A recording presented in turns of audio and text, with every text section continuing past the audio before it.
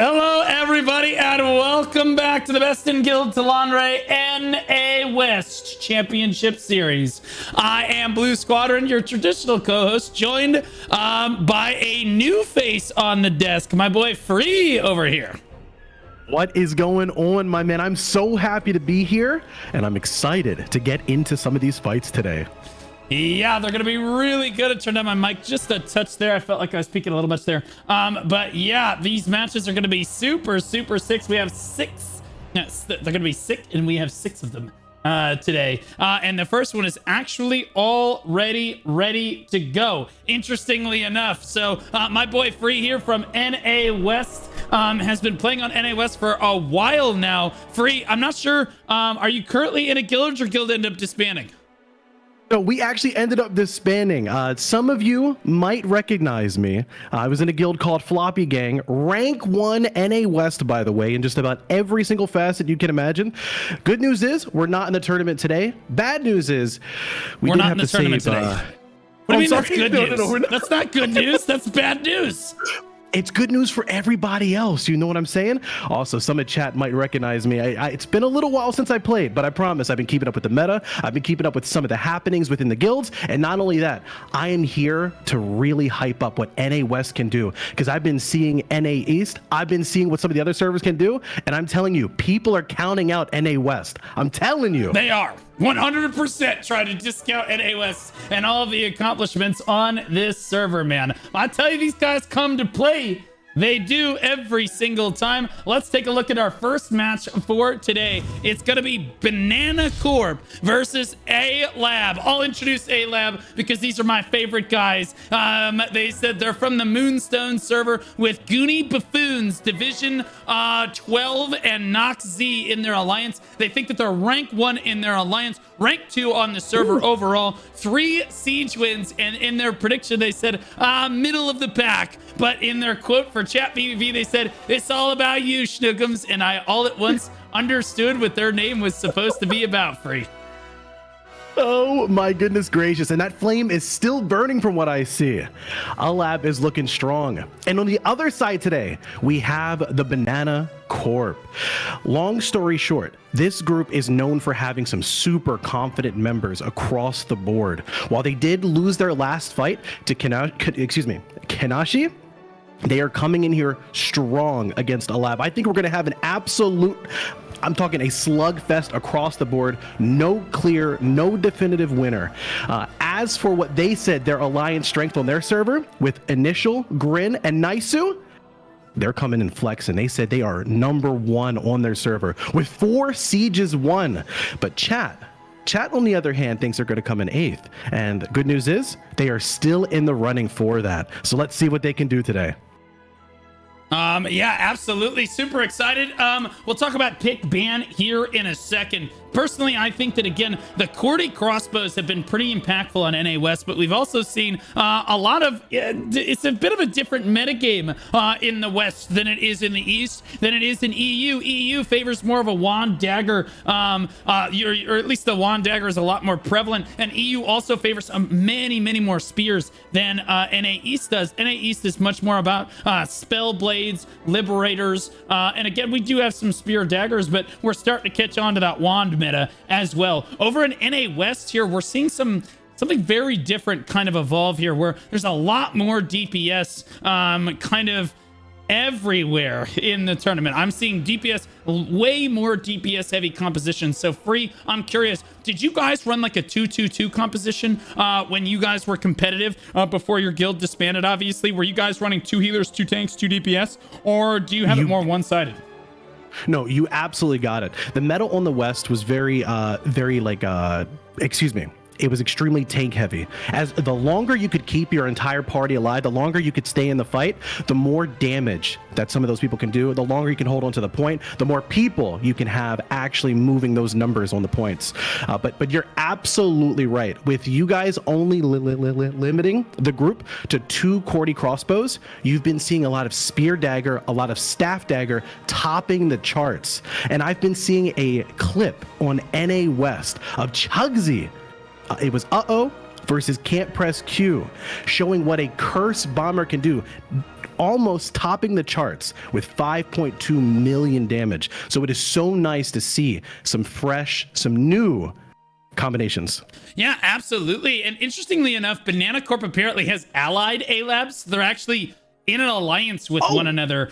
So this is actually a team kill, so to speak here. As we move over to the versus screen, let's talk a little bit about pick ban for today. For those of you that don't understand the format of the tournament, these are best of one matches here, but the format for NA West is double elimination. It is not this way for EU. EU has a best of three format moving through the quarterfinals, but it is not a double elimination tournament. This has to do with how many teams are in the tournament overall. Either way, it is a best of one where both guilds are pulled into Discord and a coin is flipped. Whoever wins the coin toss gets to pick or ban. And so this time, ALAB won the coin toss. They chose to pick, which means Banana Corp banned. They get to ban 4 Riftstones. In this case, they banned Malakar, Daigon, Kawazan, and Pakilo. They really don't want to fight on those new Talandre maps. And the choice on this side of ALAB, we are going to Talus free.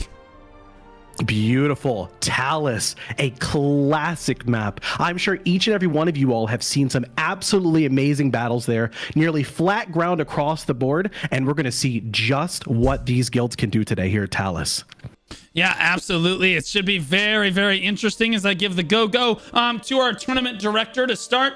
Match 1 here. We do have ALAB versus Banana Corp. All about you versus Banana Corp in round 1 of today's matches for the best of the West, as I like to say here. We're going to flip it over to the live scene where Banana Corp is in the yellow and ALAB's in the red, and I would assume that bananas would be yellow free. Bananas are indeed yellow. At least the good ones and are. ALAB rocking the flame red. Did you do this on purpose? No, this is just it. This is just how it is. Smoky Care Bear on this healer right here. I would want my healer to be a Smoky Care Bear, interestingly enough. Oh my goodness, they actually spawned in behind them. Banana Corp, they actually both spawned from the same spawn, but they waited a little bit longer. Banana Corp stepping forward right now, posturing as quickly as they can. All about you. Moving back the other way. Their tanks desperately trying to get into position. There's the engage from Arath, Adaru, and West diving in as the front line tanks for Banana Corp. ALAB on the other side. Look at the backline shred for ALAB. Unbelievable. And then back the other way for Banana Corp. Look at the feed back on the other side. We have a match on our hands right here, free.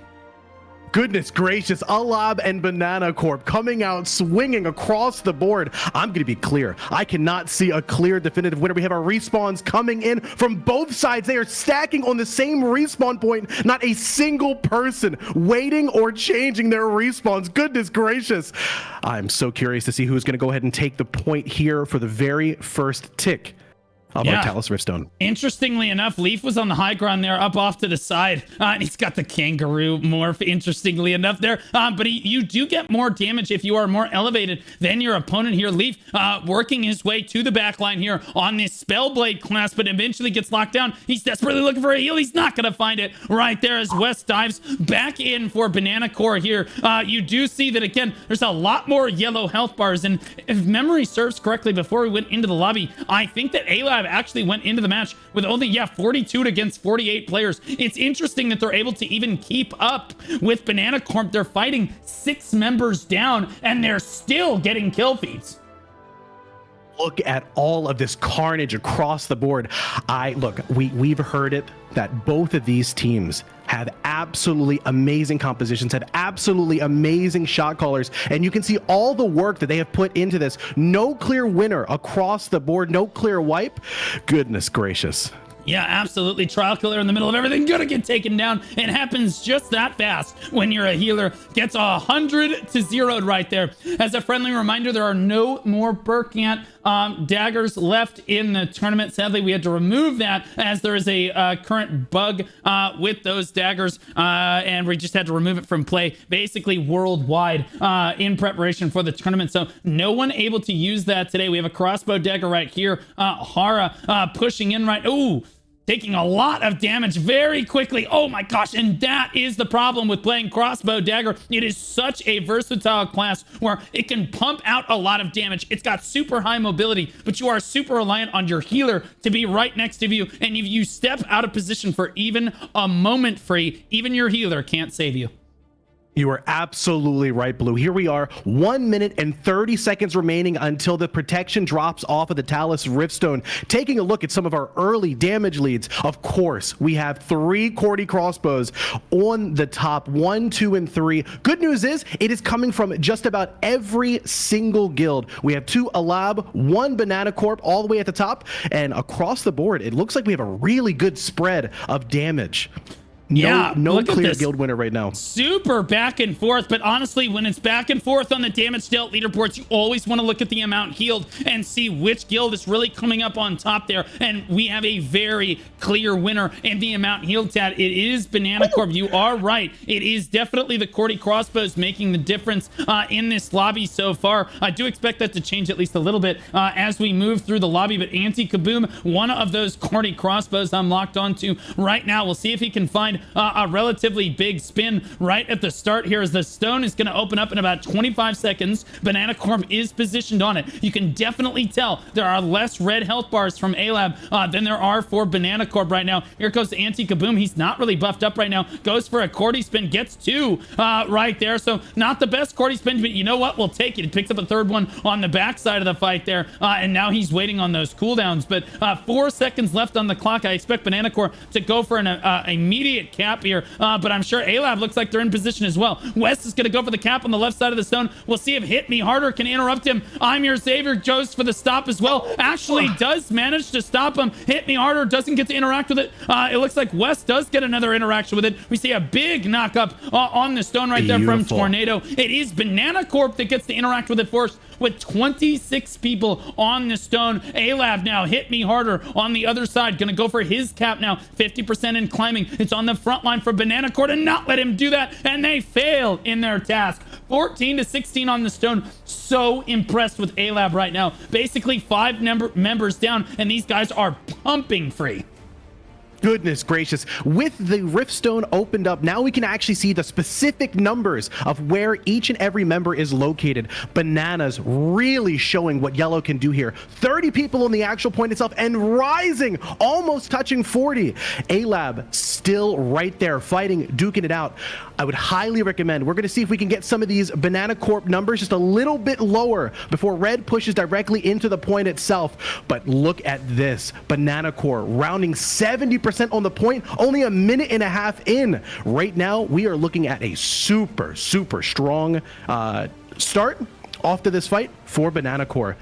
Yeah, Jamie here on the side of the fight. You can see he's really tentative to step in. He got really low there for a moment, but in healers we trust right there. A DPS is only as good as his healer, and his healer does pick him up right there and carried him to the finish line as a spear tried to jump on him, but it was a little too late. The heal was just in time there. ALAB loses out on control of the point as Banana Corp convincingly takes the first cap for this one, but now we see ALAB just consistently trying to interact with the point again right now. And it's the front line for Banana Corp that is finally showing up right now to interrupt these caps over and over again. It's Hit Me Harder trying to take this. 60, 70, 80, gets interrupted again. Good interruption again by Banana Corp. They want to stall this out as much as possible. Anti-Kaboom with a big kill feed on the right side of your screen right there. Again, that corny spinner doing a great job right there. You see Scrizzy over here on this left side is a spear dagger. This is exactly what you want to see from your spear daggers. Interrupting these regroups, people coming out to him right here, constantly just being a menace. Look at him hunting down these low health bars. There's another kill for him right there as he moves through them. Anti-Kaboom gets a big Cordy spin off right there, and again, he is still on the hunt for these individual players right now. Spear so strong on the current patch with the anti-healing. Yeah, there is another attempted recap free, but I'm not sure they're going to be able to get enough people on the point. You are absolutely right. As of right now, it looks like ALAB is trying to do a full reset before pushing it to the point, and here we actually go. Take a look at ALAB rushing directly into the point itself, though Banana is looking super healthy across the board. They have the bodies on the point. ALAB is trying to regain control, capitalize on that Riftstone touch, and I want to be clear. We have seen time and time again, you cannot count out a single guild until the Riftstone is over. As we all know, there is no overtime on Riftstones themselves. So until the last second, you cannot count out a guild. And I want to say, ALAB has done an amazing job pushing in. They're trying new things. Look at this with another retouch. 4 minutes into the actual fight itself with 2 retouches. We are going to have a game here. Yeah, absolutely. We are Linabelle on the backside of the fight, certainly having a lot better time than she did against Kaonashi. Able to get set here and constantly staying. You're wondering why she's kind of bouncing back and forth here. There, she gave Chino Pasta a heal right there. And again, bouncing back and forth, looking for her static members, looking for anyone that could use a heal right here, as she constantly stays in a good position. And this is the advantage of being in the guild that is stronger, with a big push right now on the side of Banana Corp to try to convincingly get ALAB off the point. Another big Cordy spin to move them down towards the portal right now, and ALAB in a lot of trouble. I think they might want to go ahead and try to start spawning from the other spawns right now. To ALAB's credit, the kill feed very red right now on the right side of your screen, but I think that ALAB is just ultimately coming up short. They do have a pretty solid concave right now as they wipe out Anti-Kaboom and the other Cordy spinner. They try to move in on the fight. You can see their backline, or their flankers rather, moving through toward the backline on the side of Banana Corp over here, and honestly LOL pushing through as well as they try to get something done, but they just cannot wipe the members of Banana Corp fast enough free. Look at Banana Core. I'm talking jumping off the point, going full aggro, burning down that clock. We all know that 20 minutes goes unbelievably fast. Banana Core pushing onto the actual respawn, throwing ALAB just a little bit off balance here was absolutely key. As we see the fight go back to the Riftstone, oh my goodness gracious, so many people trying to touch the stone. We have Hit Me Harder touching the stone one more time. Can ALAB do it? That is an absolute no-go. Pulling that chain hook, taking that character completely off the point itself. Hit Me Harder going right back on, but Banana is not having it. Banana throwing their peels, and Hit Me Harder is slipping on them, as every single time he tries to touch that Talus stone, he is interrupted. Goodness gracious, Blue, what do you see? Yeah, I'm seeing Hera 22 right now try to work his magic on this crossbow. Dagger gets slipped on this side of the fight. That's not what you want to see. Still putting a lot of damage onto Jinpa right there, right in front of him. Can he secure that kill? No, he cannot. Wait, oh, he might turn it back around. Jinpa catches a massive heal on this side of the fight right there. And again, now Jara in the middle of everything. This is not where you necessarily want to be as a crossbow dagger, but miraculously... Successful. Yeah, miraculously, no one has actually hit him yet. Yes, they got another cap onto the stone, but ALAB really struggling to force their members to get onto the stone and contribute. Now they've got 19 people on the point. Can they keep more members on the stone? It's going to come down to a big Cordy spin right now. Hera in the middle of everything, hoping, just praying to God that they're going to get a heal. They are not going to get a heal right there, but that's the kind of bravery that you do want to see out of your DPS. Step forward and try to get that, try to get some damage. Now we see Rename on this Cordy right now. Gonna go ahead and for a spin right there. Gets interrupted on the spin. Only gets one kill and killed immediately. Beautiful on the half of Banana Corp right there. Goodness me. And yet another capture has failed on the Talus Riftstone for ALAB. But do not worry, we have 13 minutes remaining. We're not even halfway done as Hit Me Harder continues to touch the point. As of right now, it looks like that is ALAB's play. The only thing they want to do is touch the point. They want to get people on, and they want to continue to whittle away Banana Core. But as you can see, right now we're seeing mixed results. But as I've said previously, you cannot count out a Riftstone fight until the very last second ticks, until the winner pops up on your screen. Goodness me, let's take a look at the damage really quick.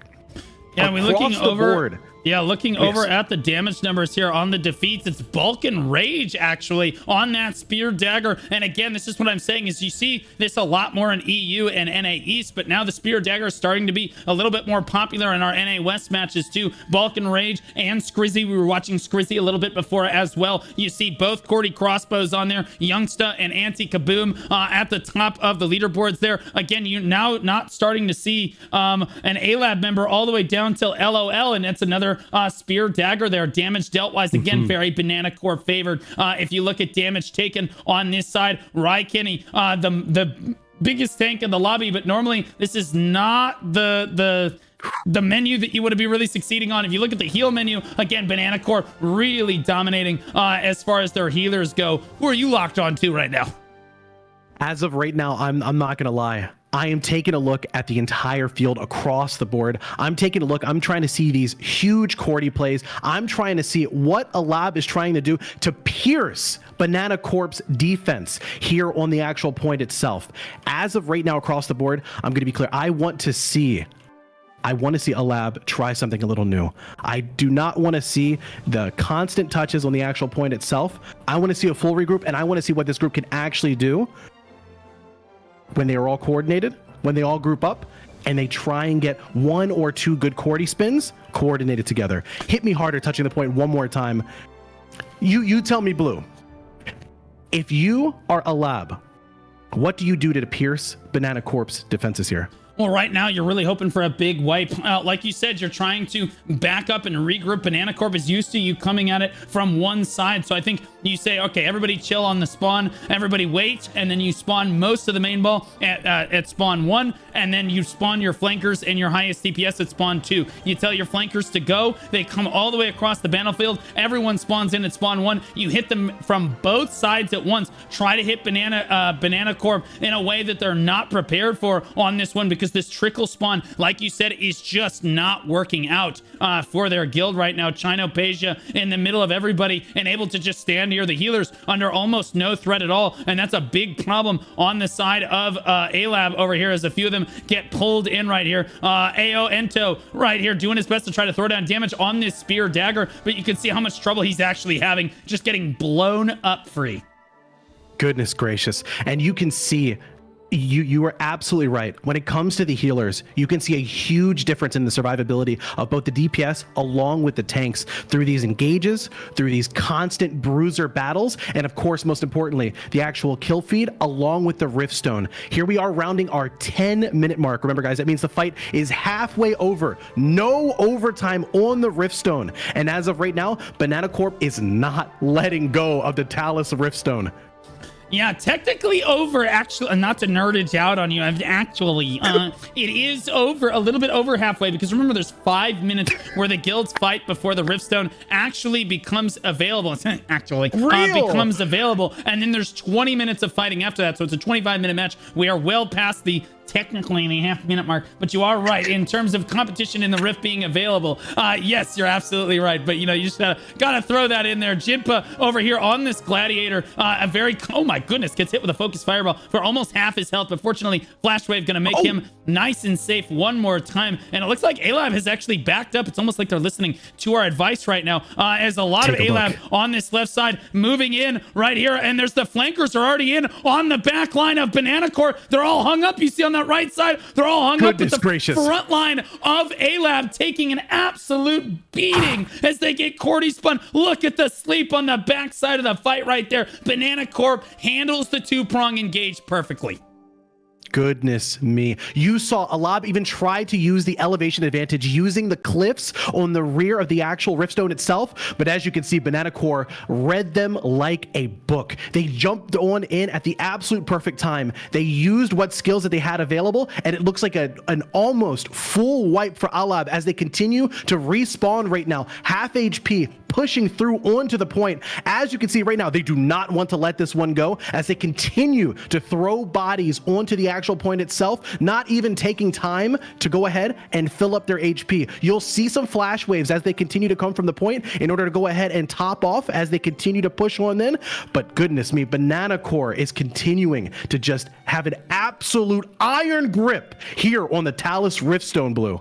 Yep, 22 people standing tall on the point for Banana Corp right now. ALAB certainly in a lot of trouble. The flankers on the outside of the fight collapsing down on Shaw's and his static out there. Bishop's going to go down. Terraphage going to go down out here as well. Dragon Hunter and his static collapsing down, making a lot happen for his guild. Shaw's is actually still alive. He said, don't worry, guys, I will live. All of the rest of you will die, but I, as the healer, will live on. Everyone around him died, but he healed himself. The most selfish healer you've ever seen in your life, but you know what? He walked it. The boy who lived. Anti-Kaboom trying to... Oh, that was not... the best Cordy spin, NA Cordy spin, as EU would say. Oh, no one saw that. Oh, tragic. Absolutely tragic. I just happened to be locked. Oh my God. I just ruined his career. Absolutely tragic right there. Oh, I think man. we're going to be seeing some memes come from this one. Yeah, NA East is going to have a field day with that one. Looks like an NA West kind of spin, kind of day right there. I hyped up NA West. What are you doing to me? As the fight continues, Banana Core not letting ALAB go ahead and do a full reset. They took it off of the point. There are 6 minutes remaining, and for them to be so confident to be able to push off the point completely and take the fight to ALAB's respawn is an unbelievable show of aggression. Yeah, absolutely. As we see Banana Corp pushing ALAB convincingly off the point with only 6 minutes left to go. I think that ALAB has basically conceded at this point to just fighting it out and having a good time with it. You can see their kill feed looking pretty solid. A lot of red kills on the left or on the right side of your screen, rather, over there. Oh my Rose, dashing up the side of the mountain there on that crossbow dagger. And again, immediately look at this POV of crossbow dagger. Oh God, please don't focus me. Please don't focus me. Okay. I don't think they're looking at me anymore. And then you come out of stealth one more time. You're like, okay, now I've got a bait. There we go. And he gets the big kill right there. Oh, my Rose, coming up big right now, dashing forward again. Oh my gosh, I'm out of health. Never mind. Don't look at me. Don't look at me. Don't look at me. Help! Heal me! Heal me! Gets the heal. Okay, and now we're back in. We're gonna be happy again. Again, this is crossbow dagger. You are in a constant state of preparedness to die on this one. You were absolutely right. And I tell you what, the pressure of today's tournament is not helping any of these people. We are looking at the absolute best of the best guilds here on NA West. And I want to be very clear. Both of these guilds, they're doing VOD reviews. They are taking a look at every single person's use of cooldowns. They're looking at all the leaderboards, and they are practicing day in and day out to ensure that when they are ready for this game day here, they are bringing nothing but their S tier. I'm talking the cream of the crop, the best 48 individuals that this guild could possibly muster. Look at this. Banana Core, 5 minutes remaining, sitting super comfy here on the actual point, not letting ALAB even touch the stone right now. 4 minutes remaining. Chat, is there enough time for ALAB to pull through? Look at this. Oh, actually, look at here. We have a huge pivot from the main ball. ALAB is actually sneaking around, using the piton to go ahead and touch the point itself. We have a few bodies on the point. It looks like they are trying to pinch Banana, but as you can see, Banana Core, instantaneous 180, pulling back to the point with moments left. Not enough time to actually stop the cap itself, but more than enough time to meet those individuals who rotated using the piton here. Take a look at how healthy Banana Core is looking. Goodness me. 23 people on the point for Banana Core, 10 for ALAB. We want to see as many people here get onto the point for ALAB as possible, as we continue to see Banana Core just absolutely they are fighting off. They are fighting off ALAB, as we see here. Goodness gracious. Blue. 3 minutes remaining. Unbelievable right there. Good rotate from ALAB to try for something. They do manage to get the cap on the point, but let's be honest here. Let's call a spade a spade. There's only 8 people standing on the point. 0.6% left. It's going to be snuffed out. Banana Corp has had control the entire match with 3 minutes left remaining right now. They are going to try for it one more time, but there is no way they will have enough time to flip this the other way unless Banana Corp just decides that they don't want to move on in the tournament on this one. Banana Corp just getting both guilds honestly just having fun at this point, trying to get as many kills as they can. Hit me harder, doing what he can to try to cap the point. Maybe he gets it off one more time. He does right there on the side of ALAB, but I'm not sure they have enough time. 2 minutes remaining, and there is an unbelievable amount of damage coming out from Banana Core. If you take a look at this damage roster, you will see the top 5 spots are taken by every single Banana Core member that you have here. You have both those Cordy crossbows, you have Spear Dagger, you have your Staff Bow. You are seeing an unbelievable amount of damage coming through there. And then on the heal side as well, you said it in the very beginning of the fight, you cannot only look at damage, you have to look at the heals as well. Banana Core is pumping numbers. We're talking Bach with 28 million damage healed. You think about all the damage that is coming out from ALAB, and you think about the amount that this individual alone is doing. Goodness gracious, talk about a way to keep your party alive. 1 minute and 52 seconds remaining. ALAB is doing what they can to go ahead and just bucket out here. They are trying their best to gain control of the actual point itself. And even if we did 1.5 minutes, I'm talking Banana Core decides to walk off. You were absolutely right. Unless Banana Core decides they do not want to move forward in the tournament, I think we can go ahead and call this one. Goodness me. Yeah, 1.5 minutes left on the clock. It does look like Banana Corp is going to be moving on in this one. Banana Corp just standing tall on the point, getting as many kills as they possibly can. Anti-Kaboom, I was watching him for a moment to see if he would have a redemption arc. Sadly, no redemption arc right there. I've ruined that, man. That's okay. Next match, I believe. Banana Corp certainly having a better time with it at this moment right now than they did in their previous match against Kaunashi, where they really struggled, as we talked about a little bit before. Certainly having a lot more fun, and that's why there is a losers bracket to this tournament, to allow guilds a second chance to showcase why they are so strong with one another. But certainly, since these guys are Alliance members, I should see good fights in chat on both sides. And GG's over here.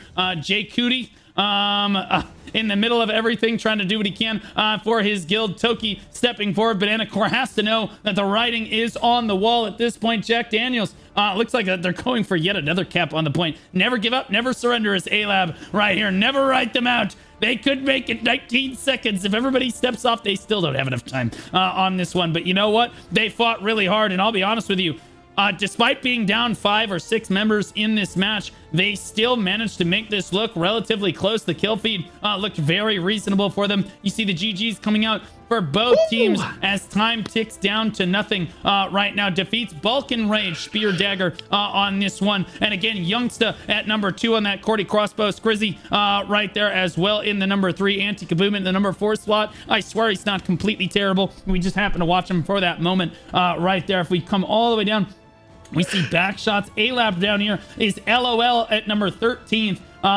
Has the defeats right there. Looks like damage dealt leaderboards again. The same usual suspects, but rename on that Cordy crossbow coming in at the top of ALAB right there. Damage taken Ray, Kenny, Trial Killer, Skodokur, Po Chills, Pong Pei Gung, and Jabu, the top tanks of the lobby. Jabu on that looks like a Cordy right there. Let's see. Yeah, that looks like he is on the Cordy. The amount healed, 31 million damage shield for Bach and Ramiru right there. Beautiful job. And again, that tells the story of the lobby. The healers for Banana Core really putting in work free.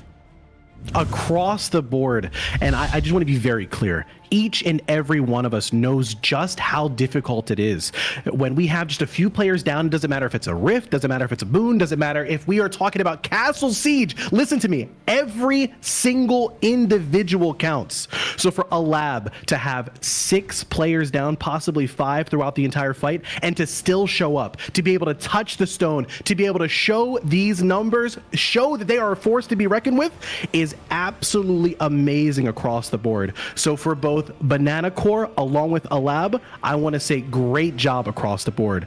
Goodness me, it was an absolutely amazing fight. Yeah, absolutely. Let's take a look at the instant replay from that last match here. As we look over here, you see this engage from ALAB from both sides. You can see there's the main engage, and on the right side, you see the flankers on the backside occupying a lot of Banana Core. But as you see, Banana Core just doesn't go, ALAB, it just doesn't go super well for ALAB. There's a little bit disjunction right here, and Banana Core handles it perfectly right there. They wipe out the flankers on the back line while managing the front line. The Cordy spinners go off, and they just had an absolutely beautiful engage right there, Free. Love to see that. And it's all about that initial engage, right? You have seen it time in and time out to be comfy, to choose your own terms of battle. When you touch that Riftstone first, you have that first capture is so very nice. You are choosing to control the sway, control the rhythm, and to control the motion of the entire fight from the very beginning. It's like you said, right? That 5 minutes, the first 5 minutes are going to be absolutely crucial for setting the pace. And for Banana Core to go ahead and control that point in the very beginning was a huge confidence booster. I don't care who you are. To have that initial capture is an unbelievable confidence booster. Yeah, absolutely. As we do, so good fights to both guilds right there. We do have some unfortunate news.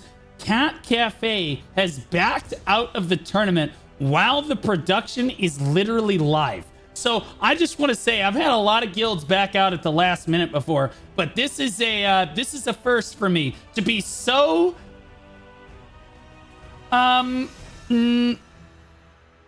don't know what to say, to literally wait this long and wait until literally the day of your match where the matches are already about to happen and we are preparing the round basically to be like, yeah, by the way, we're just not showing up.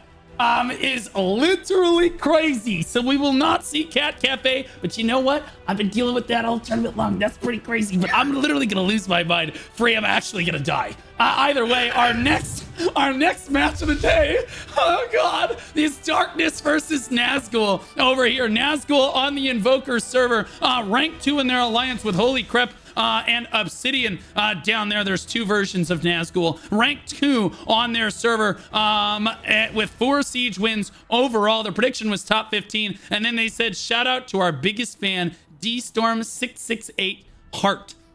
So I assume that is probably not, in fact, their biggest fan free.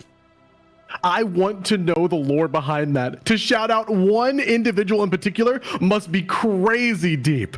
But moving on to the opposition, we have Darkness coming from Moonstone. As we can see here, their alliance is said to be the second strongest on the server, consisting of Darkness, Sinister, Adobo, along with Infernals. While they have 0 Sieges won, sounds like they only have one message for the crew here, a little bit of chat PvP, and that is to come to the dark side. We got cookies. I thought you were gonna, like, your radio announcer voice got me a little excited right there. I honestly am now motivated a little bit more to join the dark side. Maybe I should have you read the chat PvP a little bit more in the future. Either way, Nazgul versus Darkness, our next match of the day right now. Looking ahead at this one, I think that this actually should be relatively close, although I think Nazgul is at least a little favored on this one. Both of them were knocked down to the losers bracket. Darkness beat ALAB in the first round and then ended up losing to Boba Tea in round 2. Nazgul on the other side just flat out lost to Banana Core in round 1 there. So I do think that Nazgul probably has advantage here, although it's going to be tough to say. I'll let you cover pick ban this time. Beautiful. Say no more. Alrighty. As of right now, we have a few pieces banned. We have Talus, Azrael, Kawazan, along with Chernobog banned. And it looks like Nazgul has chosen to fight on Malachar, which we all know is known for its many different ways to go ahead and jump into the actual point itself, being a full circle and having those pillars to go ahead and lose LOS on is going to be absolutely key. I would say Malachar is one of the more strategic fights. Not only that, we're going to see positioning be an absolute key to determining the winner here today, Blue. I'll be honest with you, you're a lot more optimistic about Malachar than I am. This map's total booty cheeks. This map sucks, homie. This map is literal booty on this one, and everybody knows it. It is extremely difficult to take the point on Malachar over here, as both guilds look like they're in the lobby and looks like they're just about ready to go on this one. There is one narrow choke point to get through. It's so important on Malachar to basically spawn in and get on top of the point as quickly as possible right now. So I don't know, Free, do you want to reconsider? Have you ever fought on Malachar yourself before? Because it's a little rough. In Floppy Gang's heyday, you know, back in the beginning of the game and such, I would say that Malachar was not only one of our favorite maps, we actually had some of our best memories fighting on Malachar, because we were, just to be clear, we were not a very large guild, but for the people that we could bring, we could abuse the LOS on the map. We could abuse some of those choke points in order to get people to make some silly mistakes, and numbers did not necessarily matter. Numbers were not king here, because we're going to see some absolutely amazing plays across the board. And what I really want to see is I want to see people use that LOS advantage. And as of right now, I'm looking at the spectator screen. We have 47 out of 47 on both sides. We are looking at an even fight today, Blue. Even. I would hope so, but I think both their tanks crashed, so we're waiting for the remaining person to join the lobby on both sides here. Come on, tanks! Yeah, I do think this is going to be really interesting for about the first 2 minutes. And then we're going to find out very quickly who is going to win Malachar. It is super hard to flip this Riftstone. It is possible once you've lost control of the Riftstone initially, because, you keep talking about line of sight. I'll be honest with you. It's basically just a run down the main choke point, or take a grapple up into like the Alamo, basically, is what you're doing on this. It's the last man standing. It's a bloodbath up there as you try to take that grapple. So there are 3 different points that you can kind of approach the rift from. There's a grapple left side, and there's a grapple on the right side that kind of flanks it, and then there's a main straight choke down the middle. Where's the line of sight that you are particularly talking about? NA West, let's show them how it's done. I'm not gonna lie, it's been so long since I played this game. I could be thinking about a completely different boss arena, okay? Okay, all right. Well, you know what? There are a couple line of sights. I was going to say there's a couple line of sight things, but he's going to find out real quick. The pillar's free. Am I wrong? Sure.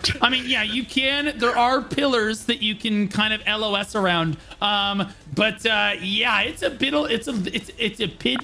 tidbit rough out there on the Malachar server. It does look like we are 48 over 48. Let's talk about Cordy's for a second. Bilo for Darkness is the Cordy crossbow to be watching. So if you could try to lock onto him and let us know when you get a second to lock onto him so that we can see that perspective, that'd be great. Radio Knife and Gyro Zappelli on behalf of Nazgul over here. So 2 Cordy's for Nazgul, only 1 on the side of Darkness as we hit the go button. I'm probably just immediately going to have to hit go the moment that we get into match here, because it is going to be an all-out brawl for the Riftstone proper. The moment that they spawn in, here we go. They're immediately spawning in and making a run for it. It's Nazgul coming in, Darkness a little bit after them, and nobody cares. Look at them pulling each other off the grapple, but you can see they're trying to get up here, and it looks like that Nazgul has gotten that early position right there, but a big kill feed on the side of Darkness. Unbelievable right there. Gullion trying to work his way up right now as Nazgul's trying to hold this narrow choke point. You can see how the word I'm going to use is cancerous this actually is, because you have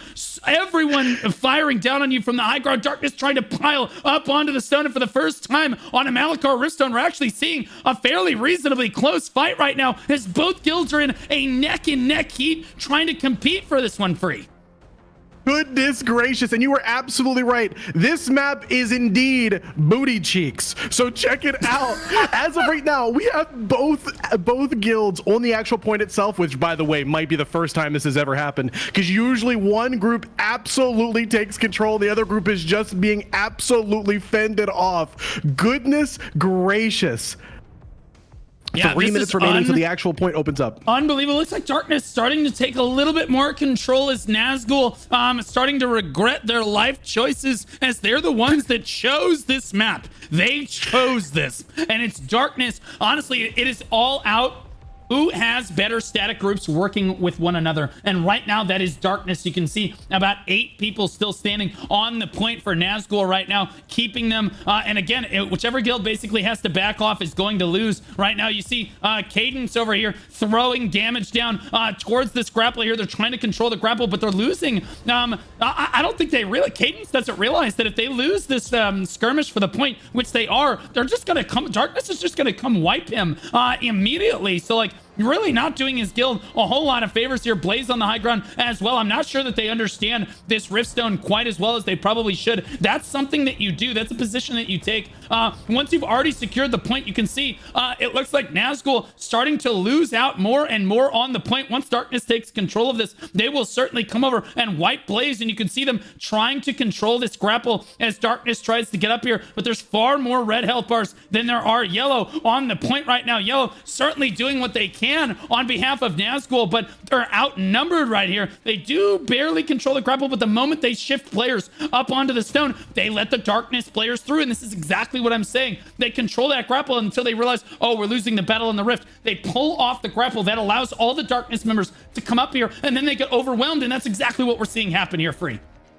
I cannot reiterate that enough. You are absolutely right. For Nazgul to split their resources between trying to stop the respawns and then just barely being able to go ahead and battle the main group from Darkness on the actual point itself, goodness me, that could possibly cost them the initial grab, the initial point grab. But as you can see here, we have an unbelievable amount of individuals. It looks like they are, it looks like they can hear us right now as we see Nazgul drop what they were doing when it comes to fighting the respawns and fighting on the actual point themselves. It looks like we are having full fisticuffs on the point across the board. Both Darkness and the main force of Nazgul finally converging with their respawns jumping straight back onto the point, pressing W. Dude, I have never seen a Malakar in my gaming career in Throne. I've fought on this stone many times. I've never seen anything this close. Normally, this is over by this point. I'm sure chat can probably back me up on this. Normally, the fight is already decided at this point. It is an all-out bare-knuckle brawl, like it's second-grade soccer. Mob ball on the point right now. Radio Knife, one of the Cordies on the side of Nazgul, really struggling to position properly right now. He's trying to catch a heal. He's trying to get a Cordy spin down, but look at this POV from Radio Knife. Every time he's come up here, they're focusing him down immediately, and that's good on the side of Darkness. Initially, I thought Darkness was winning. That was when Nazgul was trying to control too much of the grapple. Now they've shifted the whole, both guilds are now basically balls to the wall. Everybody's on the Riftstone because there's 17 seconds until the Rift opens up now. And again, I can't tell who's winning right here, Free. I'm going to be fair. I do not think there's a clear winner across the board. Darkness is doing very well, staying healthy, staying on the point, staying active, and continuing to fend off Nazgul. As of right now, we have the Riftstone has decided to open. We have Fire. Oh, doing what they can, but they're getting pushed off. Oh my goodness gracious. I have no idea who's going to touch the stone first, but as you can see, as of right now, Darkness wants to stone. They have made that completely clear. It looks like we have the battle of the tanks trying to get that point touched. Goodness gracious. As of right now, we have Coffee. Oh, excuse me, it's Fire. Fire is still touching the point, and Nazgul is the first group to touch the point. And as of right now, you can see, look at the numbers. God, bro. Look at this. We have 70. 35 to 35. Everyone is just piled on to the point right now. And I love the way you say touch the point. It reminds me of Finding Nemo, where it's, he touched the butt. You know what I mean? Where he reaches out and he puts his fin on the boat. Touch it. That's okay. Whoa, man, he leaned in there. I got a little excited. That's insane. As we see Lenelope, Deputy Dab right now trying to cap this for Darkness. They have 41 people on the point. Darkness with a huge swing back the other way, and they're starting to gain contribution. I have never seen a stone this close on Malakar. Normally, this is an all-out blowout, basically, and it is just not fun for one of the two guilds in this particular case. Hey, look at that. I'm getting line of sight by the pillars. Maybe you did remember this. Who knows? But honestly, both guilds basically just all out. It comes down to how well can your statics communicate with one another. The shot caller be damned. He's basically irrelevant at this point. Guys, you just have to win. Right now, we're seeing Dip, such an important member on the side of Nazgul here with a great sword dagger, focusing down individual targets. You see him put them back on top right now as Nazgul starts to take over the point. 36 people to 30 on the side of Darkness right now. Dip just looking for those low health targets to use that guillotine on. So many people have said that Cordy crossbows equal win. I want to be very clear. Darkness has one less Cordy on a map that is more or less an all-out brawl. There is nowhere to hide. There is nowhere to reset. You have to stick near your team. And as you can see, Darkness is showing what the power of both the spear, the dagger, and right now, if we take a look at the actual damage itself, right? Who is on the top? We have dagger staff. We have bow staff. We have dagger staff and spears leading behind them. Nearly 400,000 damage off of the top. That is a third damage less. Unbelievable representation of what some of these more niche DPS classes can do. Yeah, and it looks like Darkness leading the healing leaderboard very critically right here. And you can see that reflected in the percentage. It's going to come down to whose healers are just ultimately that much better than the enemy healers right now. Again, Cordy's, everybody overestimates how much Cordy actually has an impact on the tournament. It is 2 Cordys against 1, but we're not seeing any Cordys really being able to get ready set. A Cordy crossbow is only as good as its static group allows. You need to get all of the buffs from your static group and then get a big spin-off. You simply don't have enough time in this close quarter setting. I mean, you do, but your static group has to just be super, super good, and they're just not there. I don't see the impact quite yet here. Now the tanks have started trying to pull people off the edge like it's something out of the Lion King, but that just doesn't work super well on Malachar. You can just grapple your way right back up again. There goes Kamira trying to be pulled right off the edge on the other side over there. But again, 40 people pour onto the point for Nazgul right now, as it's just, again, an all-out brawl for the control of the stone. 56% on the side of Darkness, and only 19 now on the side of Nazgul as they take back over. Nearly 10 minutes into the fight, and I just want to emphasize this. Not a single guild has taken control of the point right now, and this is unheard of on Malachar.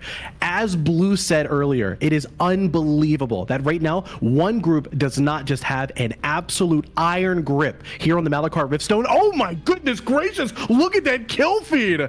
Maybe this time coming in absolutely huge. 40 people on the point for red. It looks like we might have our very first retake. 20 on it for yellow. Goodness gracious. Nazgul, what are you gonna do?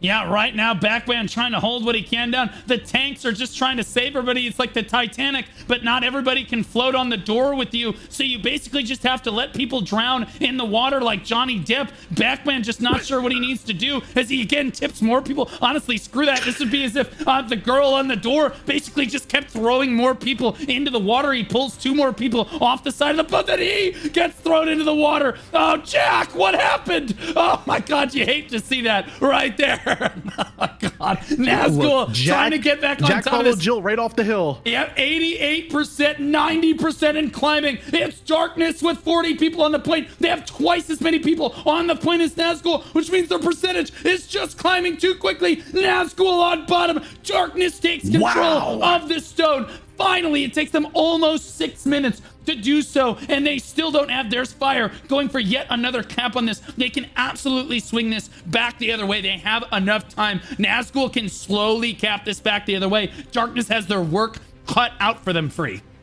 You were absolutely right, Blue. And right now, we're going to see a huge shift. If Darkness can take control of the actual point, remember, there are three lanes from which, from which Nazgul can go ahead and try and reclaim the point itself. And as of right now, we're going to see Darkness try and absolutely push off Nazgul, and we're going to see statics dedicated to each and every one of the lanes. Again, the 2 pitons on left and right, along with the bridge straight down middle. So as of right now, I want to be very clear. There is no definitive winner. While Darkness has touched the stone for the very first time, they've capped the stone. Nazgul has an unbelievable amount of leeway. The only thing they need to do is find one clear way to get onto the point. They can get Darkness to back off, and we can have yet another brawl on our hands. Because remember, that last one lasted over 10 minutes. Yeah, I think that Nazgul has made a critical error there as I did a pan out and I kind of went around the stone so that everybody could get a perspective of how people are approaching this stone. There are 3 approaches that I went through and there were at least 2 full statics on behalf of Nazgul waiting down on the side of the cliff over there. That is not the approach. You are massively overthinking it. They're thinking to themselves, oh, we're going to get this monster flanking. There is no flank. It's an all-out clown fiesta on the point right now. There's no flanking this. You just need to rejoin the fight as quickly as possible. To run all the way around like that is to hard grief your entire guild. That's why we're seeing darkness domination on the point right now as Nazgul continually tries to make this more complicated than it actually is. Darkness is just running straight up the mountainside and rejoining the fight. Look at Nazgul on this side. They're running around this side. Look how long they're staying down here and waiting down here. You see Lawson still not in the fight. They're trying to jump to get in. Not really sure what they need to do right now. And honestly, we have one member from Darkness down here, a Greatsword Dagger, doing exactly what Greatsword Dagger is. Somebody heal me, heal me, heal me. Oh my goodness, he catches a heal from Just Nug right there. He does catch a heal, and then he goes right back to focusing down the priority targets. What great positioning out of Snug right there. Absolutely beautiful by his healer and his static group to catch that heal. But this is why Darkness is catching that edge. It's just they have the advantage. Their healers are just doing a better job. Their players are in a better position. Their Greatsword Daggers, that's exactly what you want a Greatsword Dagger player to be doing, is interrupting those regroups right there. As you see Nazgul continually trying to run up that right side and this left side. It's basically a solid kill feed for Dark right now, Free. You were absolutely right. Taking a look at the damage dealt, you need to take a look. So right now we have Infernal with an absolute lead over Nazgul, period. And as you can take a look, switching over to the amount healed, we have Darkness healing all that damage that Nazgul has been doing. Remember, for every single little chip of health that is gone from Darkness, their healers jump right back in, as you saw in that little 1v1 that you were having there with that great sword user. Topping up each and every one of the characters in your static is going to be unbelievable in ensuring that they don't have to respawn. They don't have to run back. They don't have to worry about getting back onto the actual point. They are staying in the fight. They are constantly doing damage. And what they are doing is they are stalling to ensure that Nazgul does not touch the point. They are sending them back to respawn. It is unbelievable, the heals that we are seeing now. Yeah, and it's still a brawl. Nazgul can take this, but look how much stalling they have done on the side of Darkness to not let them even interact with the point whatsoever. And I have to think again, Nazgul does not understand how to play this map properly. They just need to run straight up and get on the point. When I zoom out, I constantly see people waiting on the side of the mountain, getting intercepted by greatswords that they don't even end up killing. It ends up being a really bad look over there. Radio Knife finally coming up with a kill on that Cordy crossbow right there. I have not been able to locate Bilo at all as the the solo Cordy crossbow on the side of Darkness. I don't see him anywhere in this, but Rickety Roulette on this left side, I believe that might be a healer. It is a healer. Ricky Roulette doing what he kind of jumps through the middle of everything. That's not where you want to stand as a healer. A lot of Nazgul pour onto the point. Fire goes for the cap right there, but immediately gets interrupted. Now Backman going for the point once again right there and gets interrupted again. The front line from Darkness showing up right now. Darkness is not letting Nazgul move an inch here on the point. We have seen both Fire along with Blackman constantly getting shut down every single time they try and touch the point. I'm telling you, Darkness is showing really just how deep that they can go. Goodness me. So if we take a peek here, super fast. What are we peeking? Excuse me. I was like, what are we peeking here? That's okay. I apologize. I think I lost out there for a moment. Alrighty. So if we take a peek here, you're going to see Darkness ensuring that right now Nazgul has the entire front side, again, the full 3 sections to actually slide in on, right? And you're going to see the vast majority of Darkness themselves are going to be in an actual ball on the point to brawl it out to ensure that Nazgul cannot touch the stone. Every single attempt that they're going to get shut down, they're going to get stunned, they're going to get chain hooked off. It doesn't matter what it is. They are not touching the stone. Christ. Okay, yeah, look, sometimes, guys, I like spam as much as the next guy, but after you spam Darkness is the rank 1 ABG guild, I don't even know what that means. I've read it, though, about 1,500 times. I get it, okay? We're chilling right now. We understand right now in the chat. Okay, we'll just time him up for 30 seconds. He'll take a breather. He'll go take a shot off of his inhaler. He'll come back. It'll be fine right there. As we look ahead to this one, Gullion in the middle. Honestly, Nazgul did interact with the point while I was handling my chat right there. So it looks like they're at 10% right now and falling as Darkness knows all they need to do is keep one pair of boots on the point longer than their opponent. And as you can see, Darkness, even though they touched the point, even though Nazgul has touched the point, they're trying to ensure that each and every person who is up is moving that percentage down 34 to 30. Blue, this is unprecedented. We are 13 minutes into unlocking the actual Boonstone. We are almost 15 minutes into the fight in itself. And I'm going to be clear. Nazgul is putting up a fight. Yeah, Darkness might have touched a stone. They might have taken control first, but they are doing everything. They have touched the boat, as Finding Nemo would say. They have touched the butt, and now they're at 16% and climbing. 27 people on the point. They got a big surge in percentage right there. Why is one of my own moderators? Note, you are not helping. Do you understand?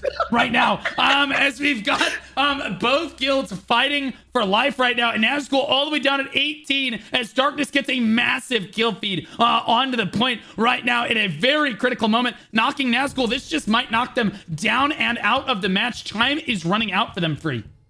All the work that they have done touching the actual boat itself. Not only that, getting their members up. As you can see, I'm going to be honest with you, I think that was Darkness's plan.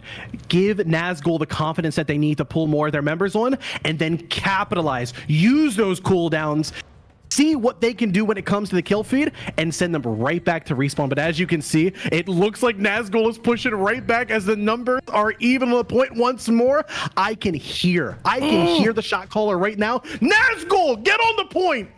Yeah, less than 1% though. It's gonna close out. No, they save it at 1%. Nazgul turns it around. Are they gonna climb? They climb back from this. It's cinema. They climb back from this. It's cinema. Under 1% on the point. Finally, they rally, and now they've got 24 over 17 right now. Is Nazgul pushing back into this one? 6 minutes left on the clock, and Nazgul stays on top, climbing back to 15% now. It's again Nazgul back and forth. Darkness doing what they can. All they have to do is snuff this one more time, I think, and they've probably got it in the bag. 31 people for Darkness rally onto the point free. I'm not sure Nazgul's got it in them.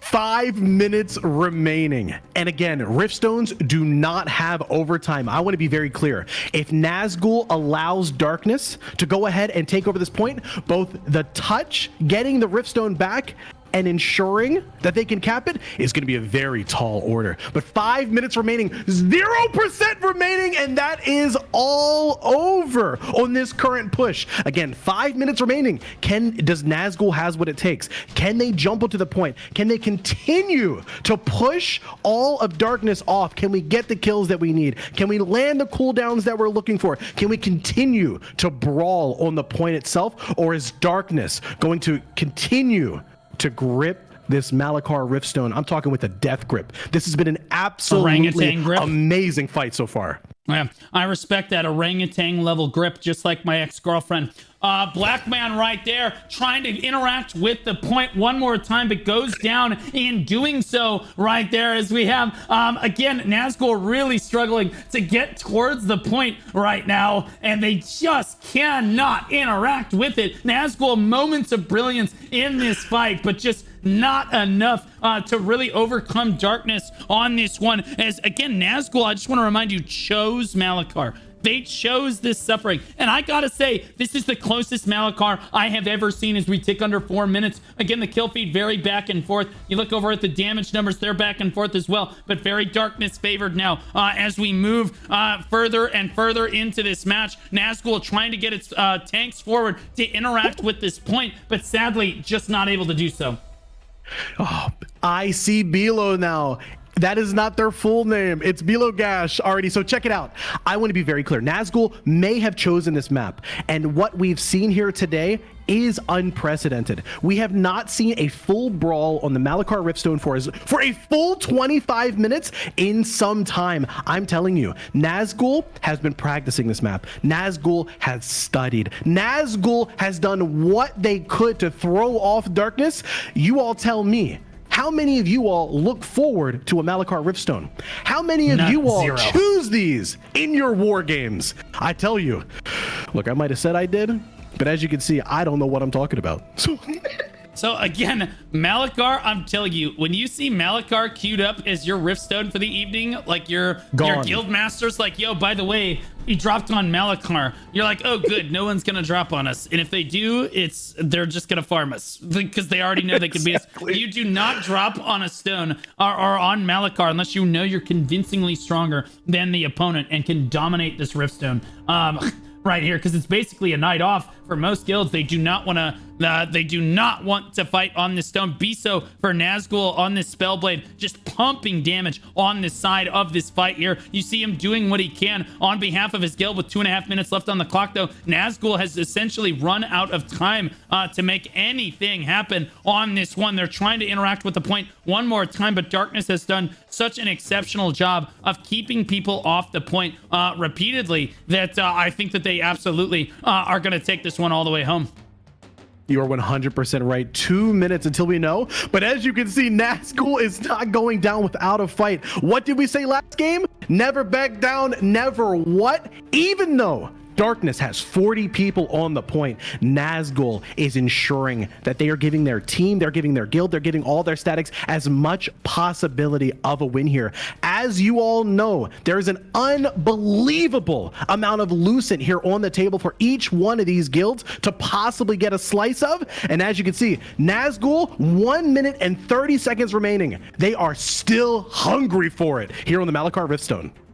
Yeah, absolutely. I just wanted to ban that guy myself. Right there. Milky did a great job of locking down the stone, or locking down the priority targets on the side of Nazgul right there. And honestly, the entire fight really just boils down to that. And again, the healers on the side of Darkness need to give themselves a pat on the back here because they had a great match keeping Darkness. I think Darkness understood the stone better. Nazgul tried to overthink this start to finish. They were like, we just need to hold this grapple. Then they started losing out on the stone. They pull off the grapple. Darkness runs straight up the grapple as if nothing had ever happened. And then they lose the skirmish on the stone itself because they have static after static after static running up and just waiting on the side of the mountain here. Darkness basically just knew, don't overcomplicate it. As my boss used to tell me, keep it simple, stupid.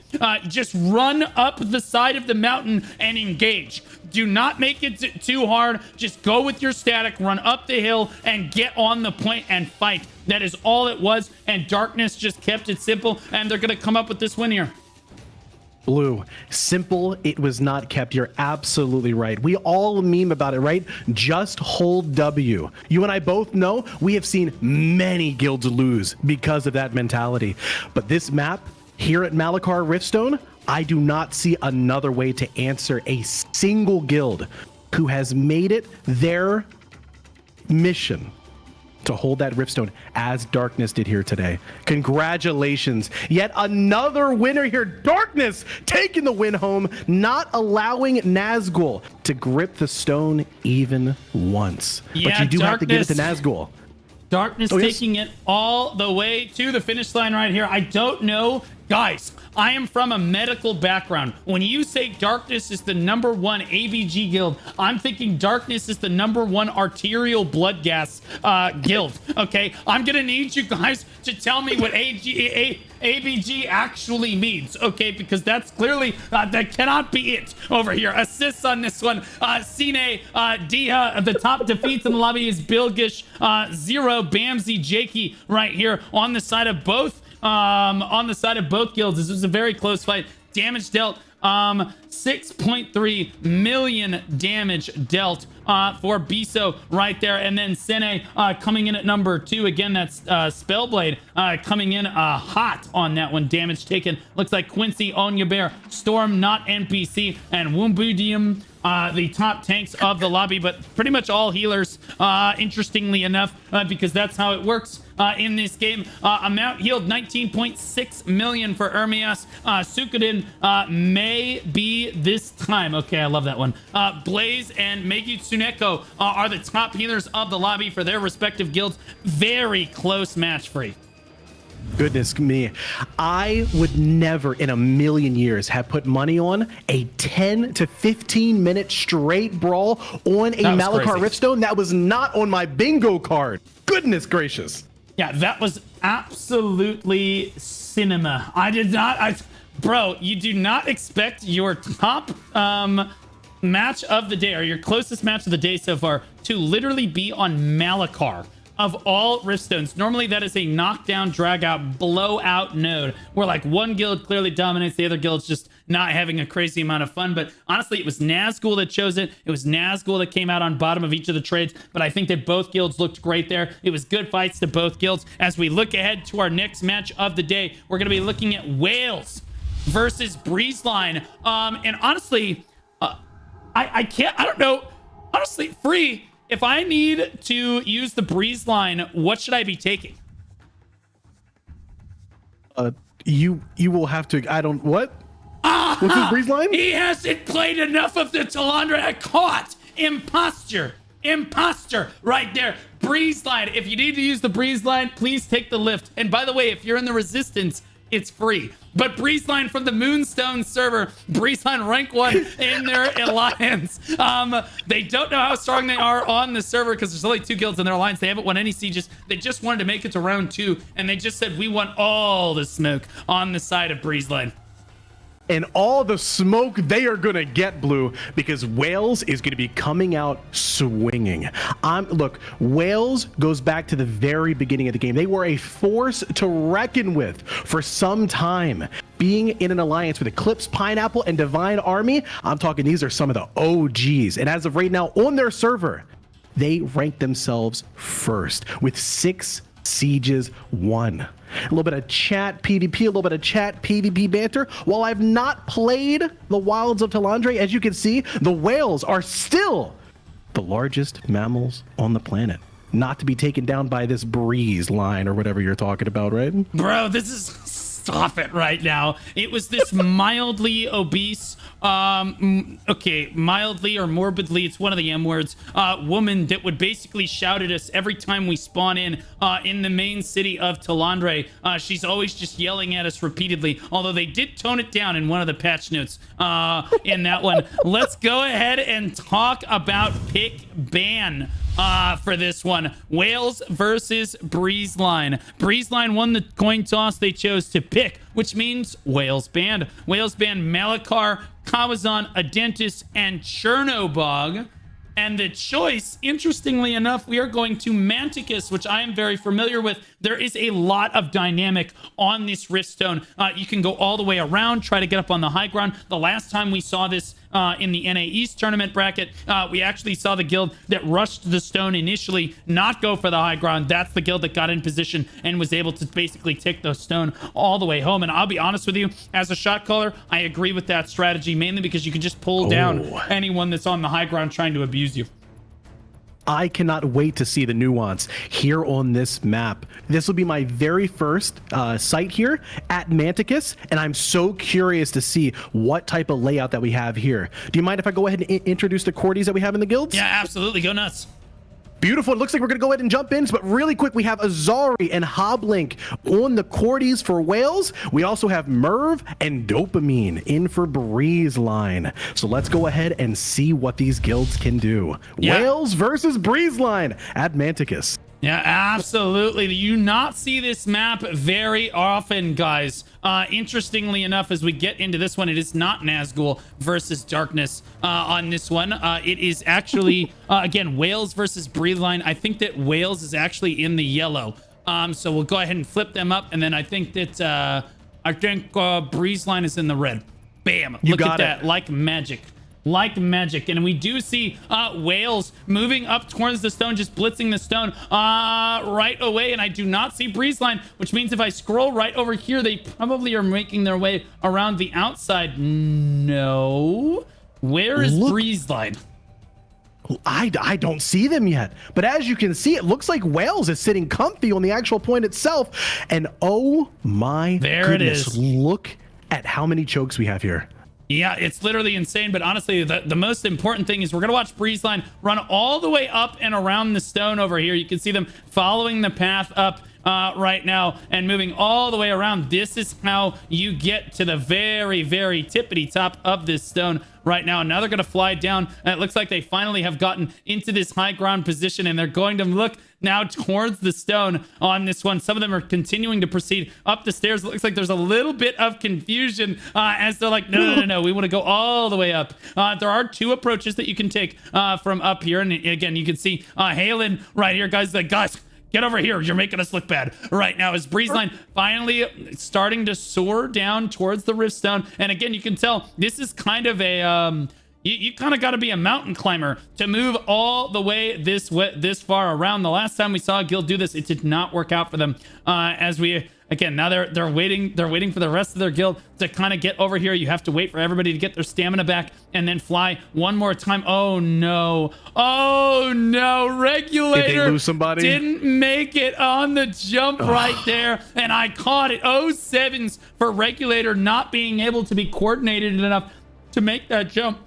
In fairness, it does require you to have both hands on the keyboard and at least 3 fingers in order to pull that off with any amount of competency. And in fairness to everybody, you know, we try to make Throne of Liberty a video game that can be approachable by everyone regardless of the disability that they may have. So W there, but Regulator really struggling to kind of keep up with the rest of his guild as he finally does fly back down in the middle of everyone. Now he's trying to hide himself right now. And honestly, interestingly enough, we're not seeing Breezeline actually approach the Riftstone at all. The Riftstone is actually down off to our left here, guys. There's the stone right there circling with my mouse. And we're gonna wait and see. Oh, here we go. The first brave souls diving off the side. We'll see if Regulator can make the cut this time. There he goes on this redemption arc right now as they're gonna land on this little rock right here. There we go. Regulator first try. Proud of you, buddy. As the rest of everyone flies down here, it looks like the entire guild has made it right now, all the way down to the Riftstone proper, or close to the Riftstone. You can see that, again, they are still above it. 1 minute left on the clock. The stone has still not opened up, and their opponent, Whalez, you can see them all buffing up, all waiting down there on the stone. Again, that's the guild that we saw win the last time we saw this right now. I'm not sure why Riley's and Sorendi are up on the super high ground here. Maybe they're trying to get into a bit of a different position right there on that Liberator and the Healer, respectively there. Halen dropping down, clearly the shot caller for their guild. Moving forward right now on the Spellblade, leading the way as they drop down finally in view of their opponents right here. And if you didn't know this stone, you would have been wondering where your opponents have been the entire match long. Here, Whalez is saying, you guys are still too high to hit us. That is a little bit too high unless you stand right on the edge. And if you do that, you're going to get pulled right down. You got to be very careful. Ooh. This is the problem. This is the problem with this chain hooks. Yep. Must be deadly when you get on the edge in order to try and get those little spells off, because one pull can spell disaster for this entire prep. Because if I'm not mistaken, chain hook can grab more than one person now, right? Oh, yeah, yes, it can. As they drop down to yet another high ground right here, they're going to start pelting their opponents. Here we go. It looks like Whalez is asking why they didn't take the Breezeline, and then it looks like Breezeline is actually saying because it wasn't free, so they must not be in the resistance. The front line drops down, and again, you can see just how many problems they're having as they drop down into everyone. You see the healing, the backline on behalf of Breezeline trying to fire down right now, but Gearfried is just going to take the stone for free. Please keep in mind that if you're standing on this high ground, you are not actually contributing to the point. So you see 44 people standing on the point for Whalez. That's because they're all on the low ground together. And then you only see 23 on the point despite everyone being here on behalf of Breezeline. That would be because all of their range are standing up on this high ground. Yes, they're getting free damage down, and it is a lot of damage in fairness, but they're not able to kill Whalez fast enough. Whalez is just going to take this. I don't think they thought this through. And this is my point, is I think that this big wraparound is kind of a bait on this one, as Whalez just kills.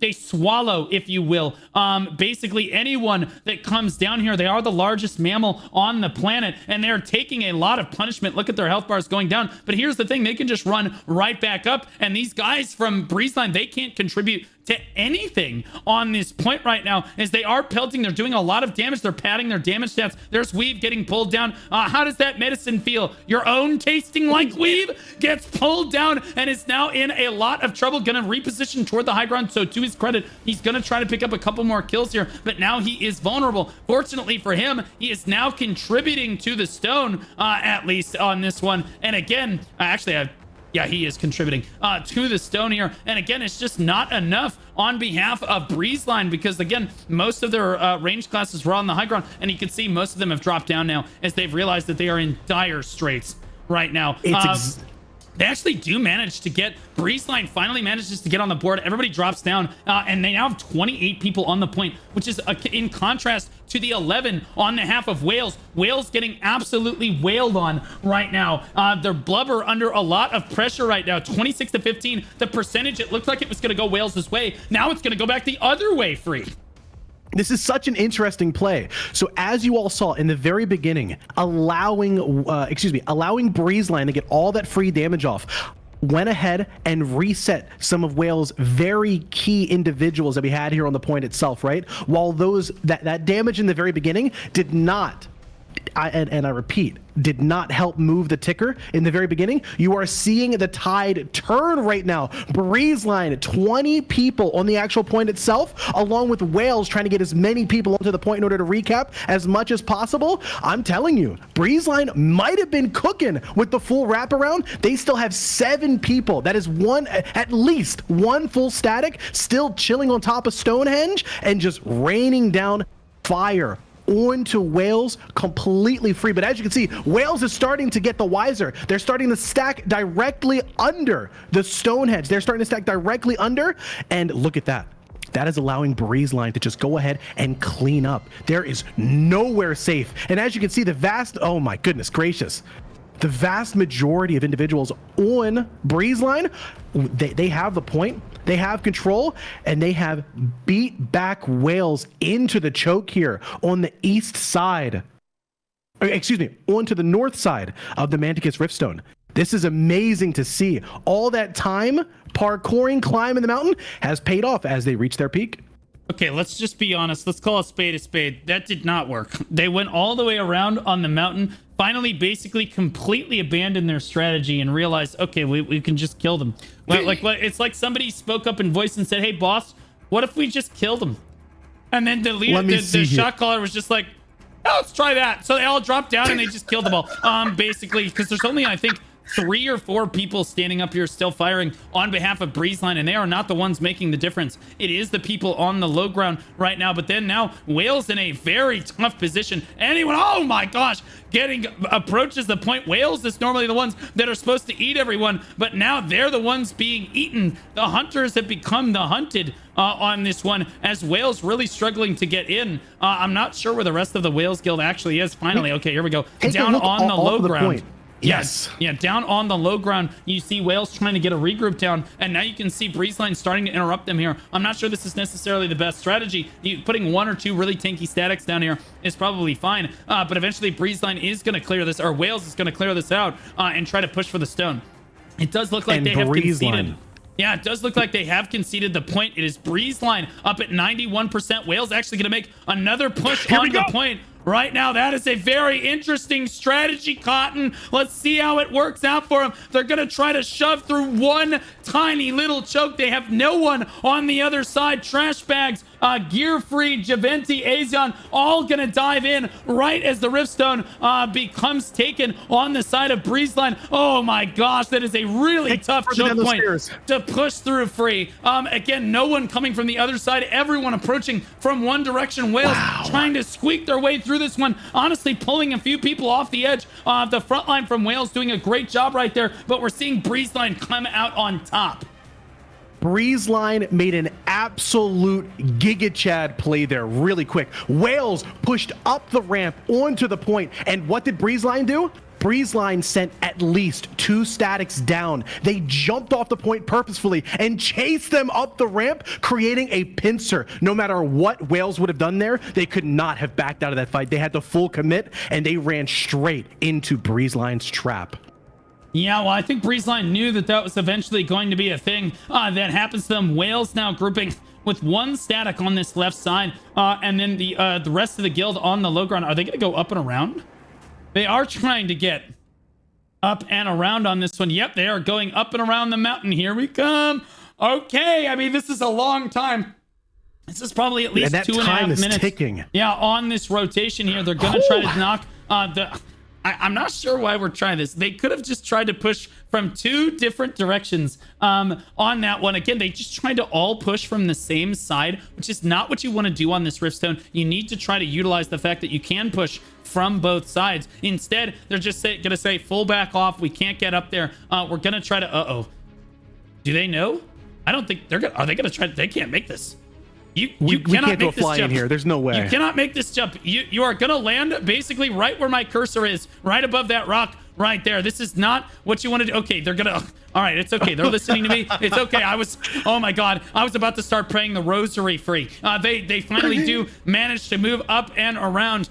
Up over here, a little bit of confusion on the side of Whalez. In fairness, this is a very confusing stone that we see here as we see this Cordy spawn right over there off to our left. A lot of people are familiar with that one, but again, now we're going over to this Riftstone over here. Sunshine doing his best to try to keep up right now. Oh gosh, did he mess it up? There's no, he's fine. He's good. Sunshine. Blue. Oh, barely made the jump. Enormous. Oh my God, he jumped too soon. Enormous amount of time. There's no way he has enough stamina. There's no way. Oh no, not like this. Half their team. Not like this. Not like this. He's not gonna make it. He's not gonna make it. He's not gonna. Oh my God, no, he didn't make it. He didn't make. Oh God, you hate to see that on the side of Whalez right there. No, God, no. 07. Not like this. Yeah, a lot of them are stuck on the side of the mountain. How is it that I always pick out the wrong person right there? You hate to see that. Whalez dropping down onto the high ground now. And again, we're gonna take the Breezeline strategy here. Can anyone... Oh my gosh, they're all clumped up. All of Breezeline underneath this right now. If a Cordy drops down here, it is open season. We'll see if they do just that. There are the drop downs for the front line on behalf of Whalez right there. Can they get the AoE down? There's a spin go down right there, but they're going for the... They're prioritizing the rift. Converting! Yeah, they're prioritizing the rift itself, and now they have 36 against 36. The push seems, the gambit seems to have worked out. Now they have a lot of people up on that high ground right now that are still up there, and the rest of their guild taking the point for them on the low ground right now as they start to take position on this riftstone. That high ground, really, honestly, their execution on this was much better than Breezeline, probably because normally Breezeline, you take the lift, you come right back down. These guys don't even know that exists on this one. Look at them pelting from the high ground, 28 to 26 right now, barely on top, but Whalez climbing to 10% on the contribution leaderboards. The numbers do not tell the full story. You have to remember, with those people on top of the Stonehenge rock, they have a few extra individuals that are just raining down as much damage as possible. You're going to see Whalez trying their best to bait out each and every member of Breezeline that they can in order for the people on top of this rock, in order to get as much LOS, as much damage, as many AoEs as possible out as we continue to duke it out down here. And as you can see, Whalez is doing what they can. We are seeing an all-out brawl right in front of the point. Each and every one of those individuals that they stacked on top of the rock are raining down as much damage, as much chaos. An absolute mess of spells are raining down across the board, with Whalez having a really good grip at this retake here. Yeah, Whalez on top of this one. 25 people on the point. Most of their guild has dropped down at this point, and conceded control of that high ground to literally nobody, because again, eventually you do need to commit onto the point because people are dancing underneath you. It's very difficult 36. To hit anybody. As far as I'm aware, I don't think that you actually are contributing if you're standing up on these high grounds. I could be wrong about that, but I'm fairly certain that you are not, and that is why, again, most of Whalez dropped down now, and there's only 37 people on the point as opposed to a little over 40, which is what they would have if these 3 people dropped down right now. Could be wrong about that, but I'm pretty sure that's how it works. Whalez is definitely climbing right now, though. 29% and Whoa! climbing on this one as Whalez continues to climb onto the point here. And Breezeline is really struggling to hold control. Only 15 people left on the point as Whalez continues to wipe them off. Right now, but oh my goodness, look at this now. Breezeline firing from the high ground again. They're gonna have to abandon this high ground as it looks like Breezeline has very crucially sent just a few people around this side and are pelting Miramok and Sailor Moon down here on this low ground. Sailor doing what he can to hold this up and keep Miramok alive. Interesting flash wave choice right there to try to cast that on the angle. They are gonna push them off though. Eventually they are gonna go down. Now Sailor Moon is up here all on his own. You should just bail off this homie. You're just a healer. There's only so much you can do. There we go. Finally jumps down to the low ground on this point, conceding high ground control over to Breezeline, but Whalez gets to 47% before having to do so. There is so much verticality and so much nuance to this map. We have battles for the top of the stone. We have battles on the point, and we have battles down for respawn, which a huge chunk of Whalez is coming from. They're going to be making their way up the ramp to rejoin their group. And as you guys saw, Breezeline was able to turn the tables on the take of the Manticus Riftstone at about 50%. And right now they're about doubling. There is about double the amount of players on the point for Breezeline over Whalez as they continue to contest the point. And the main group from Whalez is trying their best to push in, go ahead, and see what they can do here. Yeah, Whalez struggling now to keep control of the point now with 18 people on the point against Breezeline's 21. And it seems like in the skirmish overall, they are starting to lose out, but no, they finally get some people back on the point. It is very back and forth. Big kill feed on the side of Whalez right there. Very impactful. They might be sending some people around to interrupt these two people on this high ground right now. On behalf of Breezeline, we take a look at the leaderboards right now. You look at Whalez, Breezeline. It's Whalez mainly on defeats right now. Damage dealt, Breezeline leading the top three, Whalez coming in the next four and dominating the lower end of the leaderboard. So a little bit more damage done by Whalez right there. It looks like damage taken is super back and forth as neither guild is the clear winner here. If you look at the amount healed, Sailor Moon doing what they can to hard carry the healers. It's Whalez, Breezeline, Whalez, Breezeline, Whalez, Breezeline. It is back and forth, neck and neck for those healers right now, and that's why this match is so close. But Whalez is just barely winning out at 52% and climbing right now. Evie taking control of the high ground one more time, but immediately dropping down to the low ground as they've cleared out those Breezeline. And you can help your partners more, or you can help your guild members in your static more if you do drop to the low ground. You can only do so much from that high ground position. You do a lot of damage, no question, as you are so far above everyone, but the damage can be avoided. They can line of sight you, and again, you're probably not going to catch any heals all the way up there either if you start to take any damage. So, but it does look like Whalez at 30 people on the point, rallying strong. 6 minutes to go on the clock. It looks like Whalez might just recap this. Breezeline is desperately trying to get up the ramp on both sides. Wait, where are they? Oh, they are trying to come up the ramp on both sides, and they are just unable to do so. All of them have maybe backed off. Are they going for a full? There's no way they're going up the mountain, right?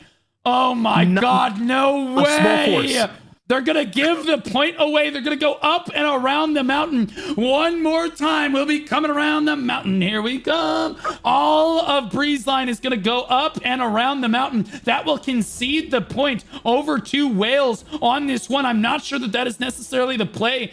Well, wait, no, they're disjointed. Some of Breezeline is just flying right in and just getting destroyed right now. The other ones are going up and around the mountain. Huge misplay on beside of Breezeline right here. Some of their statics are going up and around. Some of their statics are diving right in. Some of them are going up the ramp, and they're all hitting at different times versus Whalez at a critical moment here. They don't have the high ground, but the high ground is not what is important. Whalez is going to cap this right now. And I think with 5 minutes left on the clock, Breezeline is running out of time when all they really had to do was out skirmish. They decide to pull off and come at it from 3 different points. Chad, not so much, homie.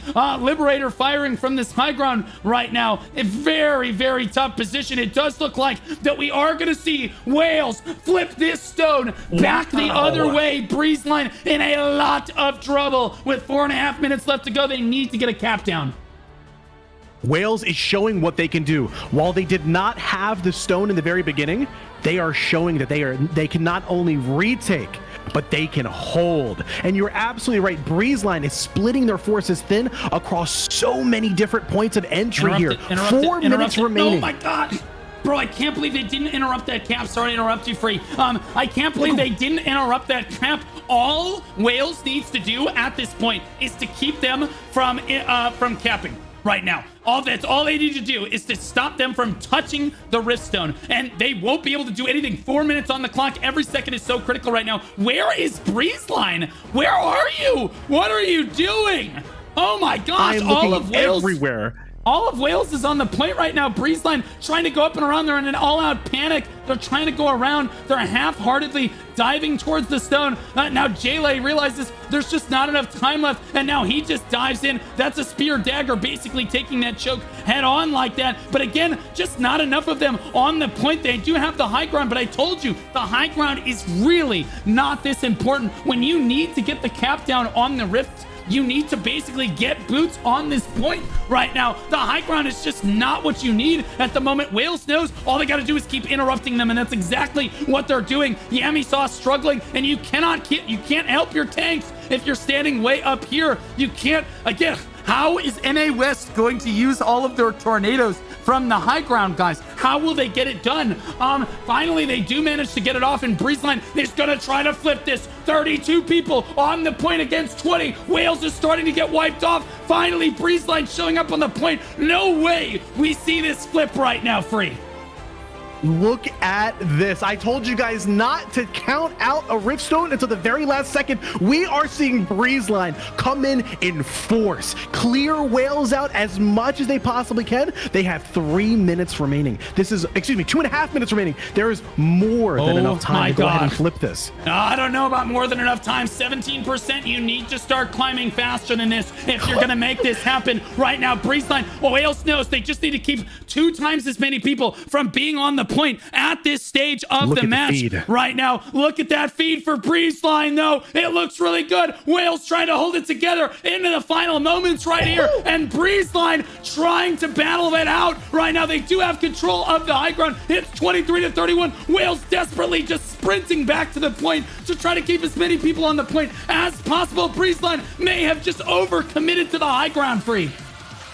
It is a hold W moment right now. I want to see all of Breezeline going in as quickly as they possibly can, because right now it is Hail Mary time. They need to wipe off Whalez. They need to get as many Whalez off the point as much as possible. I know that they're a little heavy, but I want to see the strength that Breezeline has.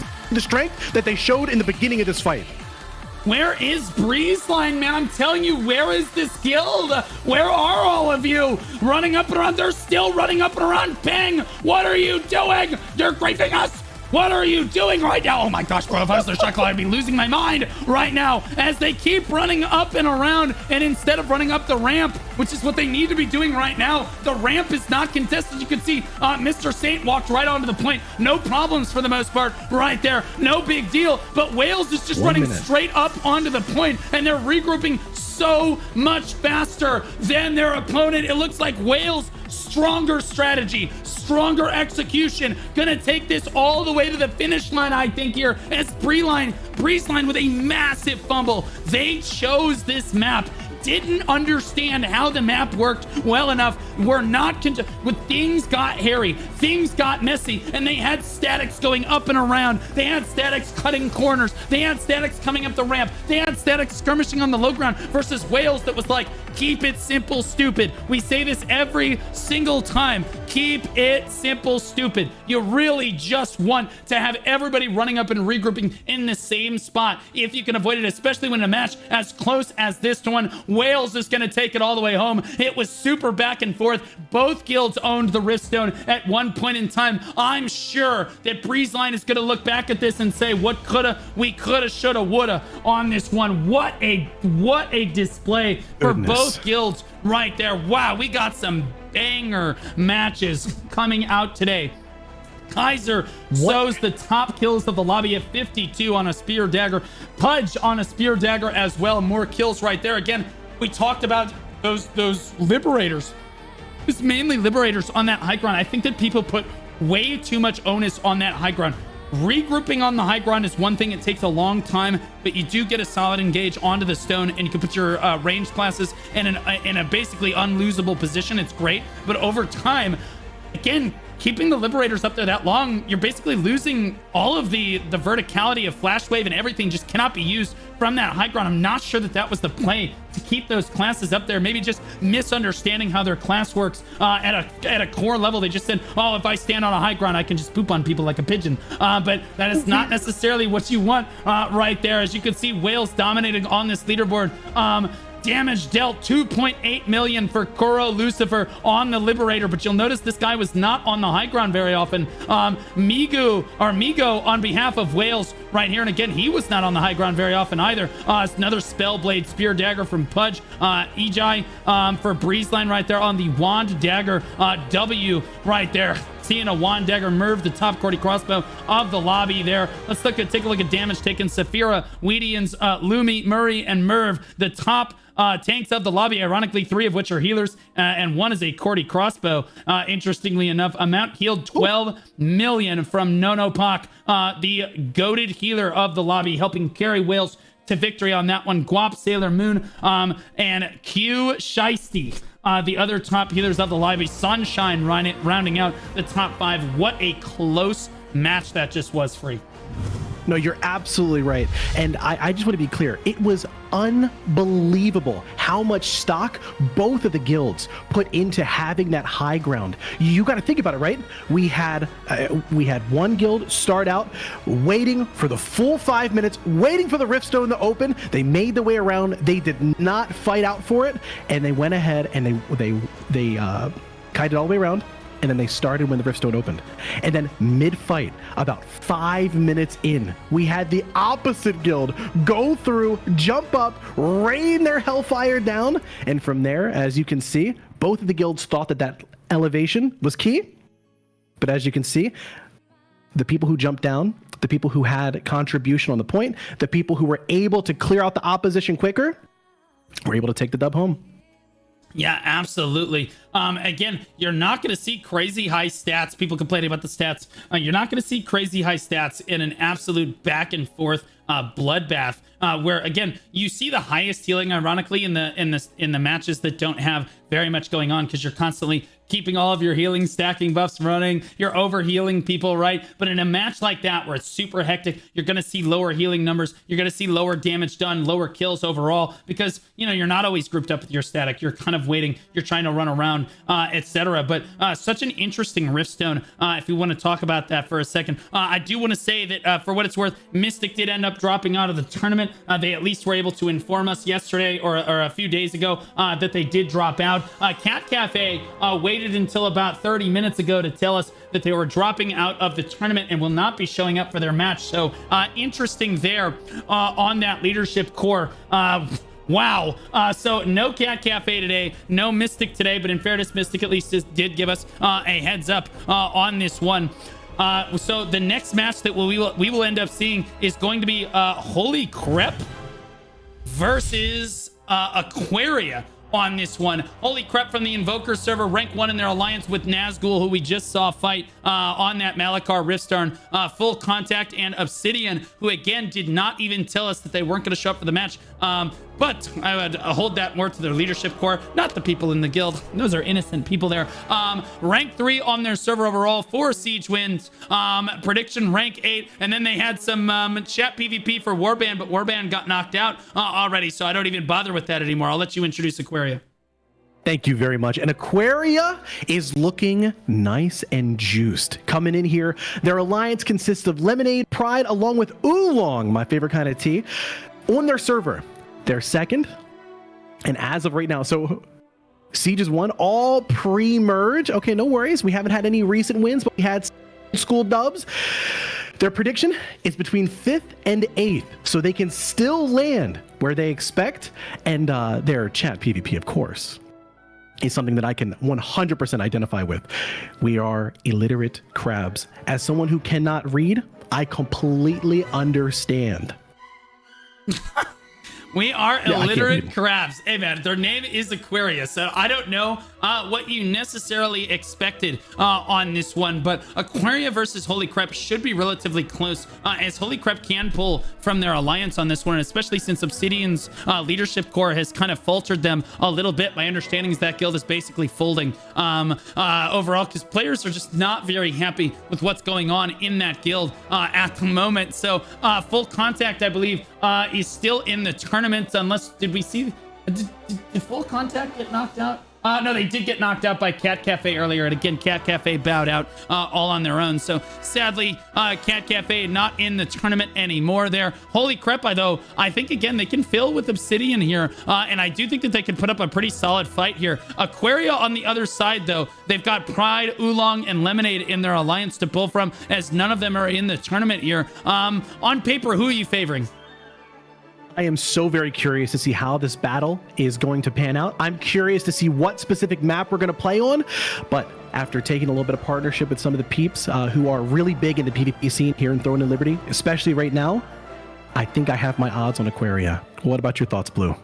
I'm going with my boys over at Holy Crepe. They've been really nice and upfront with us basically the entire time. I think that they can pull it out. Aquaria, though, certainly no slouch of an opponent, so could technically go either way. Let's take a look at our next match for the day. Is again, these guilds are not quite ready to fight yet because again, we had Cat Cafe back out at literally the last possible moment. It is going to be Pineapple versus Eclipse. Pineapple, I think, in many's eyes, the favorite to win the tournament overall with Eclipse. And again, this is an alliance kill here, so both of them in the same alliance, both from the Invoker server.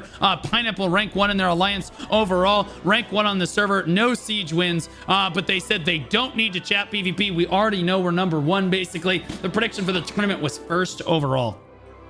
Dude, you're absolutely right. Pineapple has an absolutely amazing reputation. Not only that, they have some unbelievably cracked players, but so does Eclipse. Coming from Evoker, like you said, Eclipse and Pineapple go way back, along with Whalez and Milk.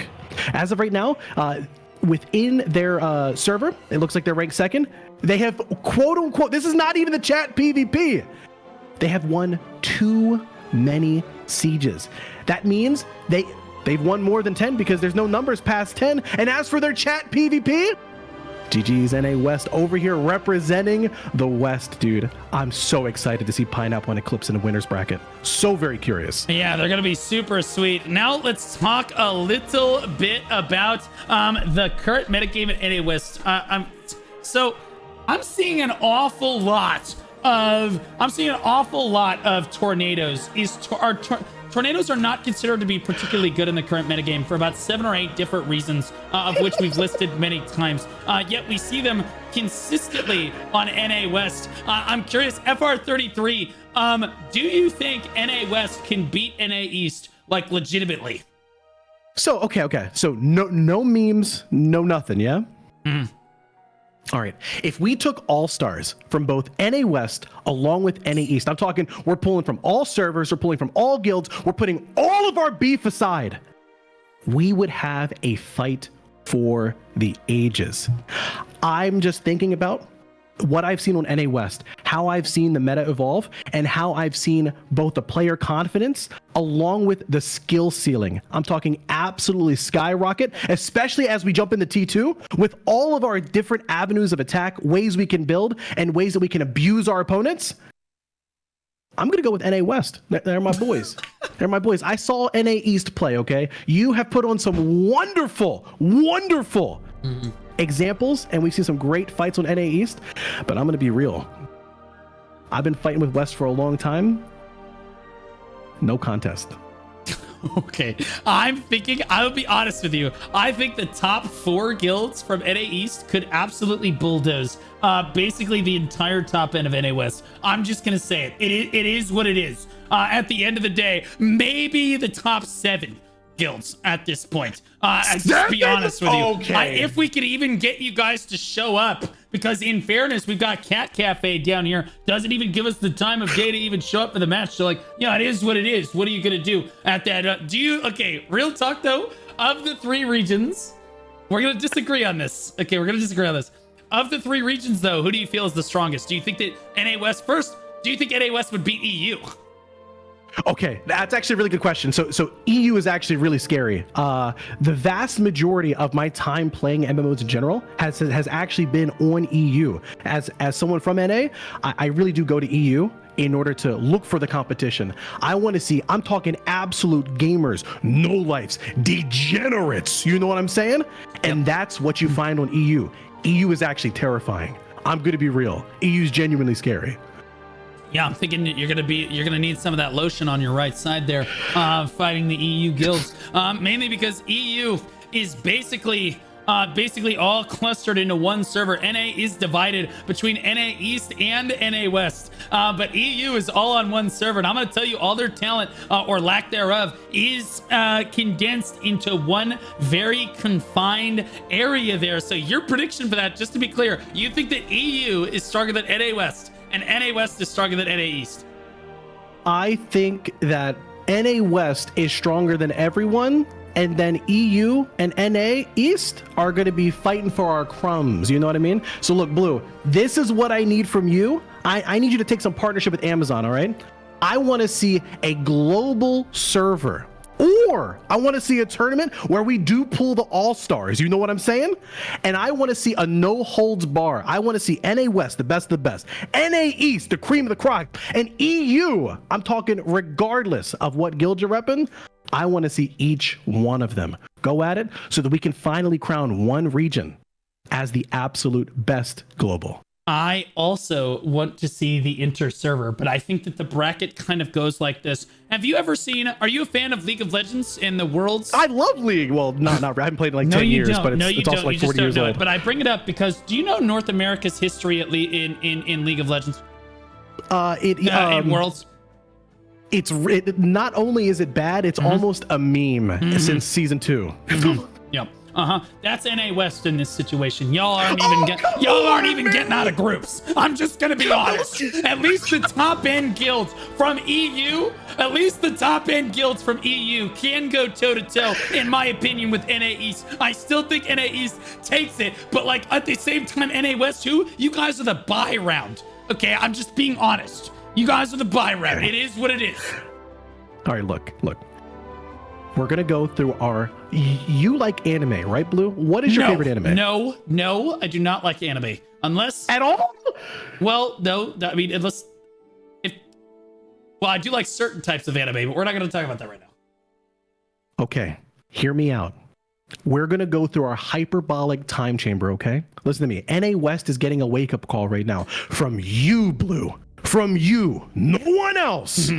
Yep. You are going to be our fuel. If NA West truly is the bottom of the barrel, give us 1 year. 1 year for you and Amazon to set up your cross server tournament and all that good stuff. 1 year? And a year? Okay. You want us to wait a full year? I mean, that's 365 days. I'm barely getting to tomorrow with this tournament. This dude literally is talking about a year from now. Right now. Homie, you know what I want? I want AGS right after the tournament's over. I want them to announce, and this would be cinema. I want them to announce, we get the guild raids, and then they immediately announce the cross-server AGS Siege event, where NA is going to fight EU, etc. It's going to fight maybe even Japan, the Japanese server, which is basically Southeast Asia, all together. Flip it right now. It'd be super cool. Blue, I want to hear it. Who is at the top? Wait, no, you already told us who's at the top and who's the bottom. NA East.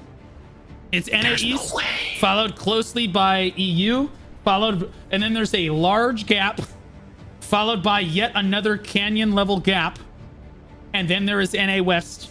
Okay, Japan, I think the Japanese server actually lands probably just under EU, if I had to say it, if I had to call it.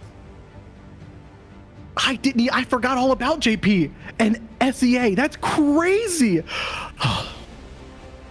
Chat, you guys hear what they think about us on NA West? Oh, I mean, you got to show me. Again, you know what I got shown today? A guild literally coming to me and being like, by the way, we're just not going to show up in 30 minutes for our match. Okay, sounds we're good. the best. You would be lucky. Okay, one second here. I'm going to say something controversial. You would be lucky. It is an honor to be in the presence of any guild from NA West. Do you know what I'm saying? By honor, do you mean you've never seen play of this like low of caliber? You mean it's like actually impressive? You know, like this is why there's disabilities in the game, you know? Like that we're able to play with such a wide range of people. I would be impressed. Straight. After that last game, you know what? I'm just messing. I'm just kidding. I won't. No, you're good. I won't say you're right. But after I saw that second wrap around the mountain, even I was questioning things. Okay. In fairness, it did work. The second wrap around the mountain did work on behalf of Whalez, and we have not gotten to see Pineapple play yet. I will tell you this. I have been very impressed by the NA West guilds.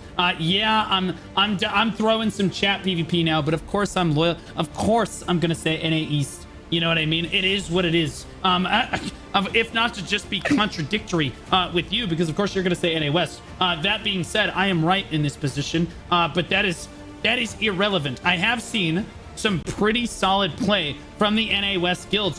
Your metagame has developed quite a bit differently than the rest of us, as I don't see quite as many. Again, I see a lot more liberators. I see a lot more DPS. I see a lot more knockups on the or tornadoes in NA West, and I don't see, again, I've only seen one wand dagger in NA West as well, and we're starting to see that be more prevalent in NA East. We're starting to see a lot of spear daggers be prevalent in the EU metagame, and I think that EU, honestly, of the three regions, EU might have the best handle on the metagame. But honestly, where do you think, okay, assuming that all of our gear is balanced and everything evens out, where do you think Korea lands in all this? They've had the game a year longer than all of the rest of us. Do you think that, where do you think Korea lands in comparison to the other regions? Okay, all honesty, no memes, nothing like that. Korea, in not only Throne and Liberty, right, them having the game longer, when it comes to other games outside of Throne, right, we have seen their execution, their mechanical gameplay is just like far superior to anything that we have here in the West. Like, I'm talking Europe along with North America. It is unbelievable. When I open up a TNL stream and I take a look at what they're doing on the KR server, I feel like I'm not even playing the same game. That's because it's a clown fiesta. I'm just gonna say it. Look, at this point, look, I'm be honest. I was memeing before.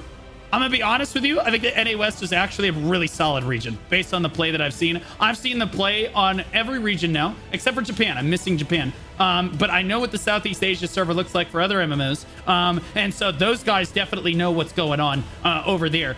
Korea, it's an absolute clown fiesta as to what is actually happening over there. And I gotta tell you, Korean players tend to be absolutely incredible at video games in general. You see this reflected in most esports, StarCraft 2, League of Legends, etc. But when it comes to Korean MMOs, ironically enough, not the best. Not the best. Normally you see NA and EU both significantly stronger in that regard, and I would say that SEA probably beats that as well. And we saw this when in BDO they had a cross-server event, and again, the SEA server just bulldozed straight through them. It was a little rough. I cannot wait until you and Amazon put that the cross server, cross region play together. You know what I'm saying? Blue, I'm really counting on you for this one, because I'm gonna put all of my Bezos bucks on NA West. Okay, all my channel points are gonna be riding on us. I think that NA West is actually better than KR for sure. And I think got one win. I got one win, he says. I think that NA West could... It depends. I don't know. We're going to see. I'll be honest with you. I have not gotten a chance to see Pineapple really be challenged quite yet. It's going to come down to the final matches of the tournament to really formulate my opinion of NA West. In fairness, I am a little biased right now. I am moderately upset that we had a guild back out during the... I was like, Serge, face right now. But again, we're going to see some of the best play here in just a few minutes. As we look ahead, this match, the lobby is almost just about ready to go. I do think that NA West is a very competitive region. They would be able to go toe-to-toe, all memes aside. These are some great players here that come out to play Throne here. And again, I think that they've been understated. There's a lot of players in NA East that I think that dramatically underestimate what goes on in the Western server. And in fairness, it's because a lot of the streamers and a lot of the players that had played in the open beta ended up playing on the NA East server, but NA West has kind of developed in its own little niche metagame over here. Yes. And it's been really cool to see what they've kind of got for us here. Let's take ahead and look at pick ban here. I'll let you cover it real quick as we get the final part of the lobby ready. Absolutely. I 100% got you. So let's talk picks and bans. Again, our two contenders today. We have Aquaria and we have Holy Crepe. So check it out. Crepe won. So they're going to choose to pick. Aquaria has banned Malakar, Chernabog, Diagon, and Pakilo? And it looks like we are fighting on Morokai. Morokai, it's going to be an absolute bloodbath across the floor, or across the group. As we all know, Morokai is one of the classics. Each and every one of us has been fighting there since the earliest of the Throne and Liberty days. So as of right now, it looks like yellow is going to be Holy Crepe. We have red as Aquaria. And let's talk about our QWERTY players. Holy Crepe, we have Slayer and Retsu. And Aquaria on the other side, we got Twisted and Crash. Again, guys, there is only 2 QWERTY crossbow players per team who are allowed to use those. Oh, I'm sorry? Yeah, interestingly enough, NA West has basically agreed across all of the guilds to not use Morokai. And this is yet another difference that I see in the metagame between all of the guilds. NA West has developed kind of on its own. They don't like Morokai very much for 2 or 3 different reasons. One of which is they think that, you know, they can get pushed under the map a little bit more on this one. But again, you can always just reload and come back. So again, the other regions, we see Morokai very frequently. It's a super common choice because there's a lot of strategy that you can kind of invoke on this map here. We do see, it looks like 2 QWERTYs on both sides of this match, and it could be in like dangerously close match here. Are we ready? It looks like the lobby is full. We're waiting on just 1 or 2 more people to show their weapons, which is now a requirement in the tournament so that we can make sure that everybody is playing by the rules on this one. So we'll keep going through final checks here. Have you played on Morokai before, Free? Absolutely. This is one of the like OG classic. I'm talking one of every single person's probably most, I wouldn't say most played, but definitely one of our first memories of what GVG looks like within Throne and Liberty. Yeah, absolutely. There's a high ground advantage just off to the side of the stone, and then there's the low ground advantage on the stone. What makes this map interesting is the 3 different spawns you can come at are basically all viable in their own right. So spawn camping is not quite as effective on Morokai, with the first spawn being the best spawn that you could possibly use on the Riftstone in terms of like the run distance to the Rift. But there's just usually an all-out brawl going on between there and the Rift, so can be quite difficult, and sometimes the other approaches can be better. Normally we see the guilds stare off and look at each other right at the start. So I'm curious which one is going to take the high ground, which one's going to take the low ground, because the high ground does not actually contribute to the Riftstone proper. Once the Riftstone opens up after that first 5 minutes, Free, only the low ground is available. You have to stand basically in that low ground area. The high ground does not contribute to boots on the point. So you see guilds trying to prioritize that high ground early on and then shift more towards a low ground meta as the match rages on. Precisely. And that way, whoever is coming in to try and retake the point, they have to smash through and they have to pierce the defensives of whoever controls that point. And while we're prepping here, yo, Blue, I just want to say thank you. I've been playing MMOs for an unbelievably long time. I'm talking like since I was like 10 years old, right? And this is one of the first times that I have seen the game studio, right? So you have AGS putting together, taking a partnership with one of the largest content creators for the game itself and putting on an absolutely amazing production. So both yourself, thank you, Blue, for taking the time to do this. And dude, thanks AGS for making it all happen too. Oh, that glaze was insane, bro. I was not prepared for that. You kind of blindsided me with that. That was awesome. Yeah, I really appreciate it. It's been a lot of work to try to get the tournament to this point. Again, you got guilds backing out. You're dealing with leadership cores. You're dealing with players. Everyone's complaining about the rules. You're just trying to keep it safe. There's over 6,000 players worldwide. And you're just trying to put on the best possible tournament for everybody. But it literally all would not be possible without AGS. 1.3 million Lucent on the line for the tournament. All of the support that we see on social media, in addition to again the unique drops every week. We're all getting a unique title on week 4, or is it week 4, the final week of the tournament for the grand finals. Everyone is getting the Squadron Commander title in game as a drop. Yeah, super sick. Unique Twitch drop on the final week. So yeah, absolutely sick to see AGS come out and support it in such a big way here. It looks like it looks like we are waiting on just a few more people to show their weapons so that we can get the match underway here. But honestly, Free, I appreciate you coming out and casting here. I think this is the first time a lot of people have seen you and been able to cast. Where can they find you? Are you normally on YouTube or Twitch? No, man, I've been streaming on Twitch for a little while. Twitch.tv/FR33. Or if you take a look down in the title, there's a little link there. You will mainly catch me streaming MMORPGs. I love games like RuneScape, World of Warcraft, and I've really been taking a deep dive into some more dead or dying MMOs, Blue. Oh, God. You're not playing Black Desert Online, are you? I actually am. Bro, send help! Man, what is that? Bro, that's screw me, right? That's just the way that it goes. You know what I mean? And here we are with Throne and Liberty. And honestly, you've been playing old school RuneScape. I would not consider that a dead MMO. They have the rank 1 player base right now. I think they passed WoW the last time they looked at it in the leaderboards. It looks like we're waiting on just one more player to go ahead and show their weapons, or we're gonna kick them from the lobby and hit go here. But so wait, what kind of content do you typically do for MMOs? I got you. So it's mainly just I love the chat. I love the yap. I like to talk trash, and I like to have a really good time, just kind of relaxing, playing MMOs, bringing chat along with me. Most recently, like, this is a super dead game, but like when I say I love it, I've been playing for about 6 weeks. What game? And I've put in about 160, 170 hours to give you an idea. It is a game by the name of Haven and Hearth. The game has been out for about 13 years, 12 years. Never heard of it until about 2 months ago. Super hardcore. Super serious. Never heard of that.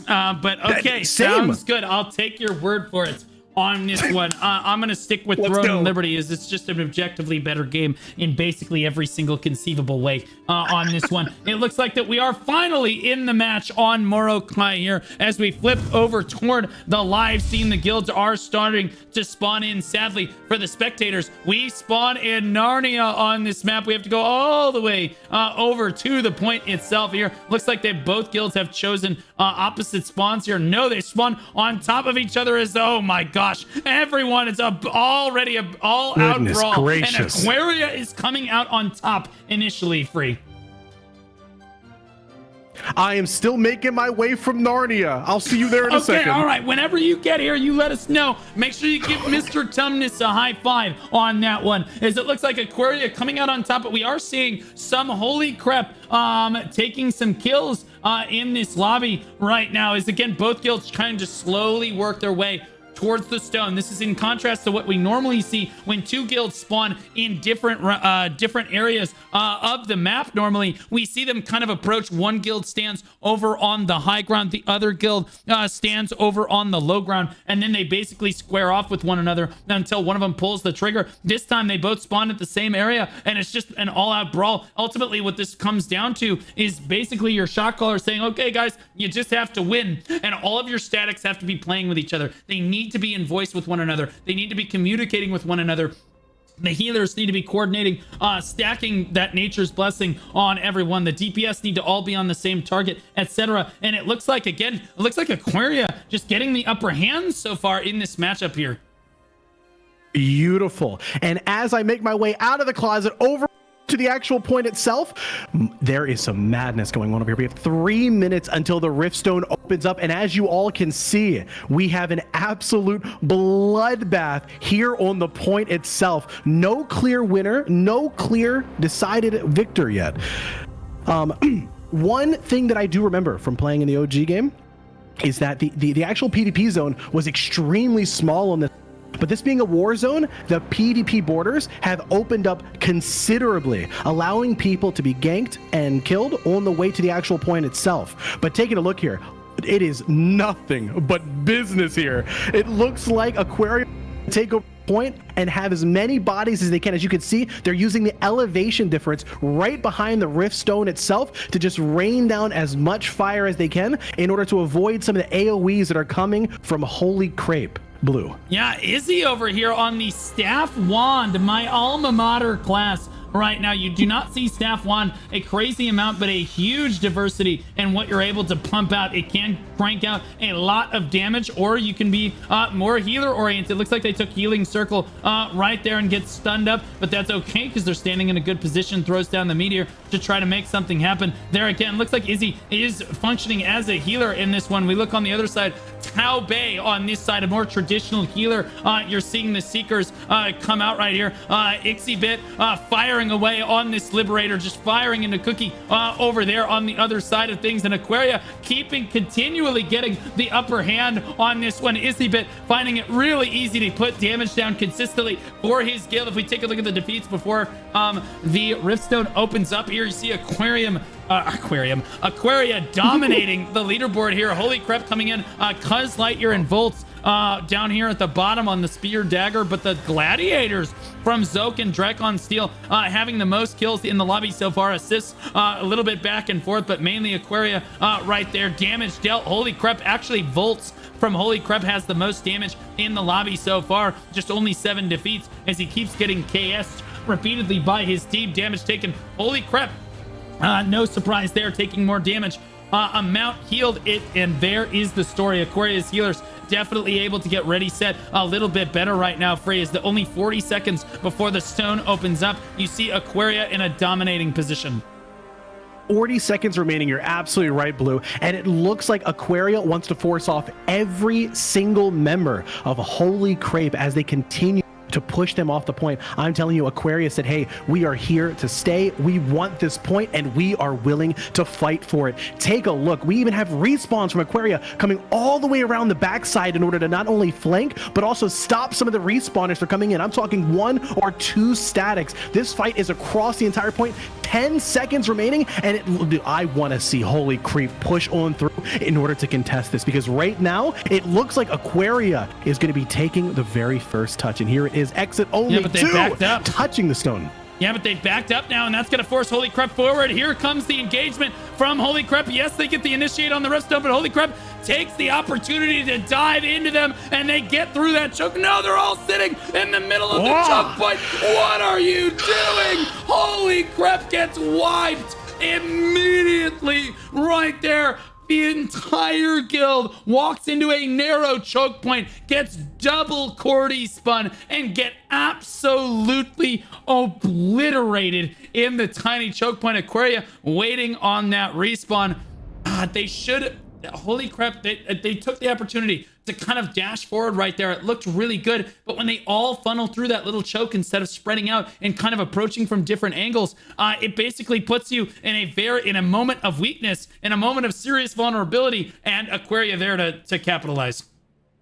That might have been one of the most commanding wipes that we have seen in this tournament so far. Aquaria putting their foot down and showing that they know what they're doing. This is their map. You cannot touch the zone. If you want to come in here, you are going to have to pay, and that price is blood. Yeah, absolutely. As they dominate this point, they've got a static dedicated to the backside of this fight, and then they're just holding Holy Crepe over in this corner over here. Holy Crepe not not much ado about nothing over here. Zray on this Spellblade on the side of the fight, trying not to get pulled in, putting down as much damage as possible, throws the meteor out right there, charging the focus fireball, goes into everyone right there. You can see him get a kill right there. Good job by Zray on this side of the fight to try to make what he can have happen. This is beautifully positioned Spellblade that we're seeing out of Zray right now, is again basically avoiding detection by the enemy guild. Finally, we see Kiba lock down on him and say, hey, you're not allowed to be over here. Get out of here. We don't like your kind around here. Kiba forcing him out as another Spellblade and saying, this is our territory. Get out of here. Pushing him all the way back, and his entire static is force backed right there. As he moves over and back in right now, Rendia gets pulled into the middle of everything, but fortunately, honestly, that's a liberator. They can't believe they walked right out. Gets us a heal from their healer right there. Wendura, your healer deserves a raise. Oh my goodness, manages to get out of that one as they scramble back. So Holy Crepe showing a fair amount of synergy and coordination here, but really struggling to get out of the corner right now.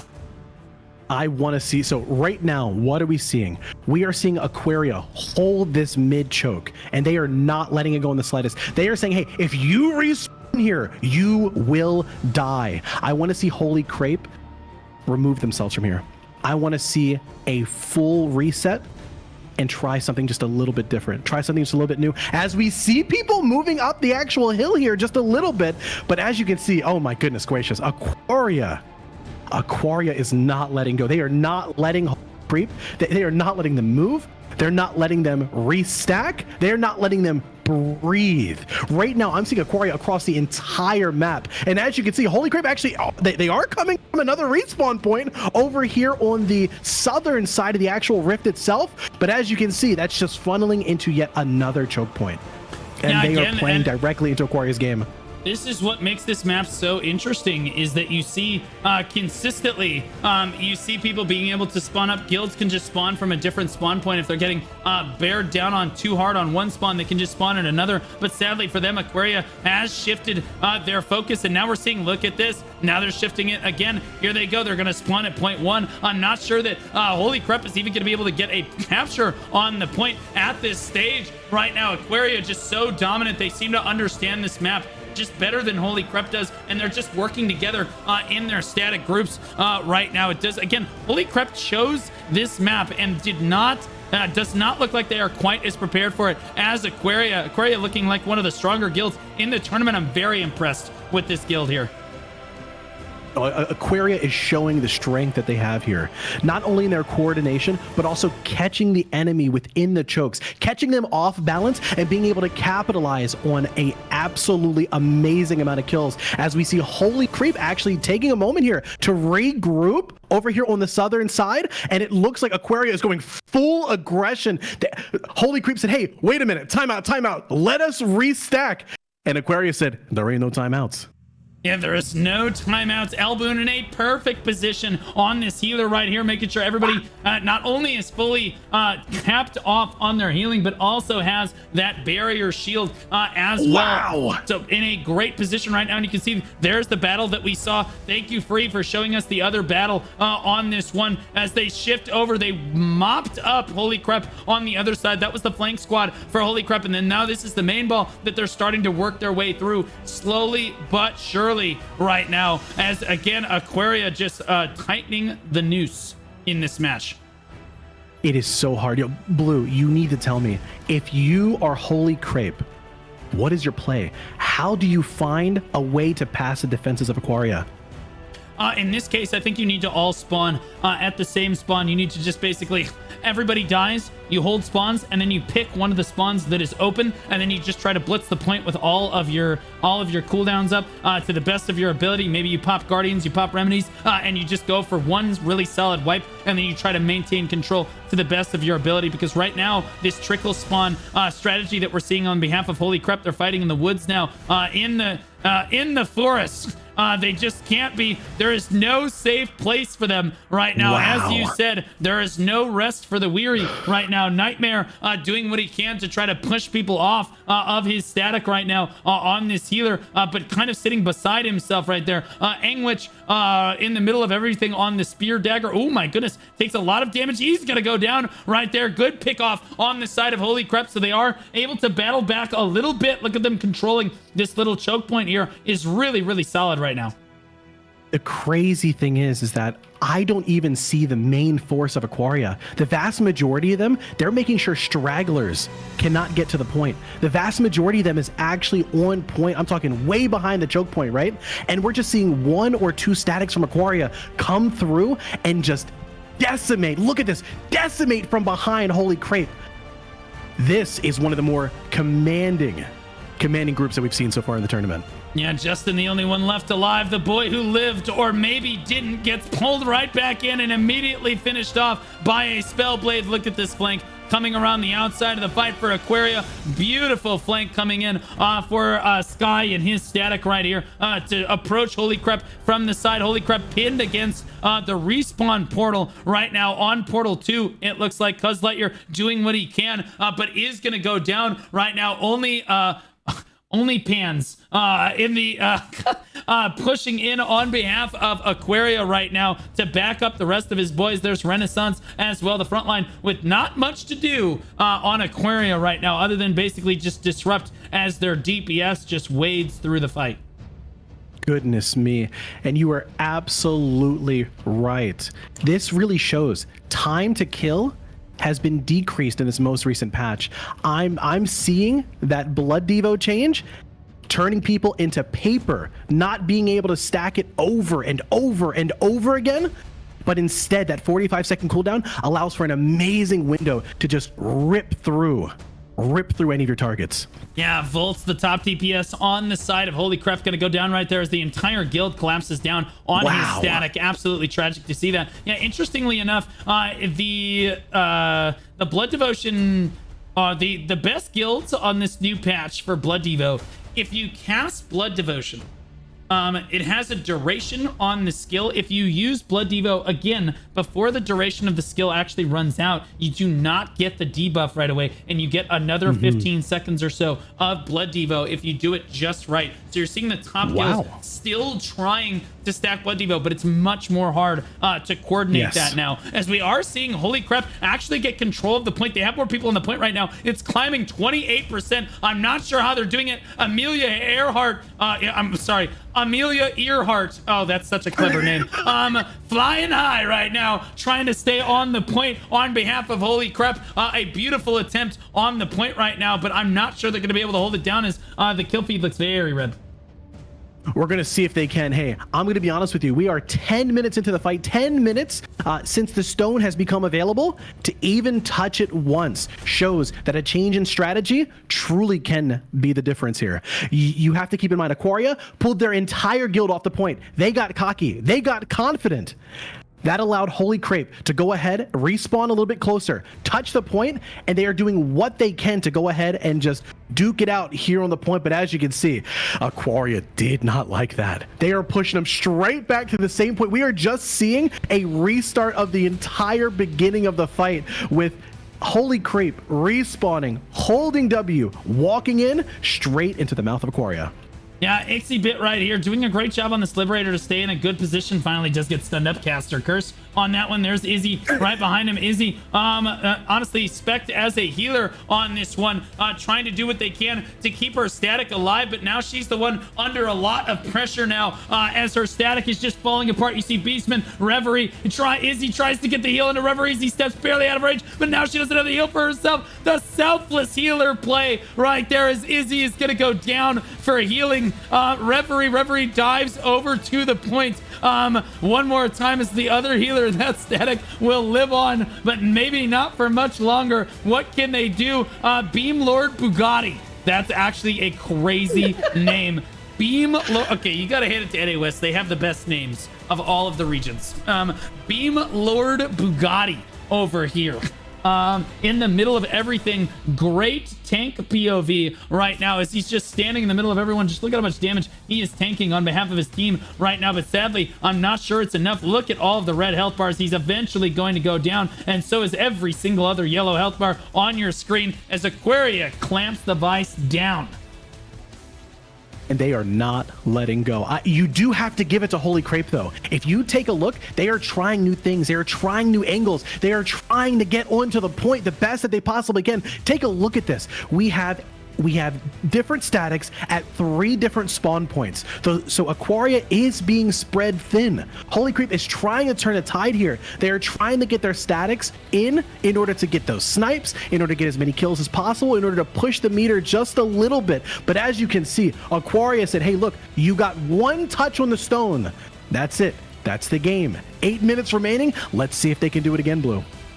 Yeah, Bino over here doing a solid job on this healer on behalf of Aquaria here. If we take a look at the leaderboards right as well, I'll wait till this engage happens. Bino actually roaches out of the engagement. It says, never mind, you guys don't need me. I'm gonna go over to the other people over here. We're gonna fight 15 v3 over here instead. But I'll be honest with you, Holy Crepe might just be winning this engage in the forest. Maybe not, I don't know. Maybe they got routed too, as Holy Crepe is really struggling in this one. Let's take a look at the leaderboards. You fully expect, yeah, look at that. Or Aquaria basically dominating on the leaderboards right now. Volt's the top of the leaderboards on defeats for Holy Crepe right there. And then Cuz Lightyear down here, all the way down here at the bottom. The assists, again, Aquaria favored, damage dealt.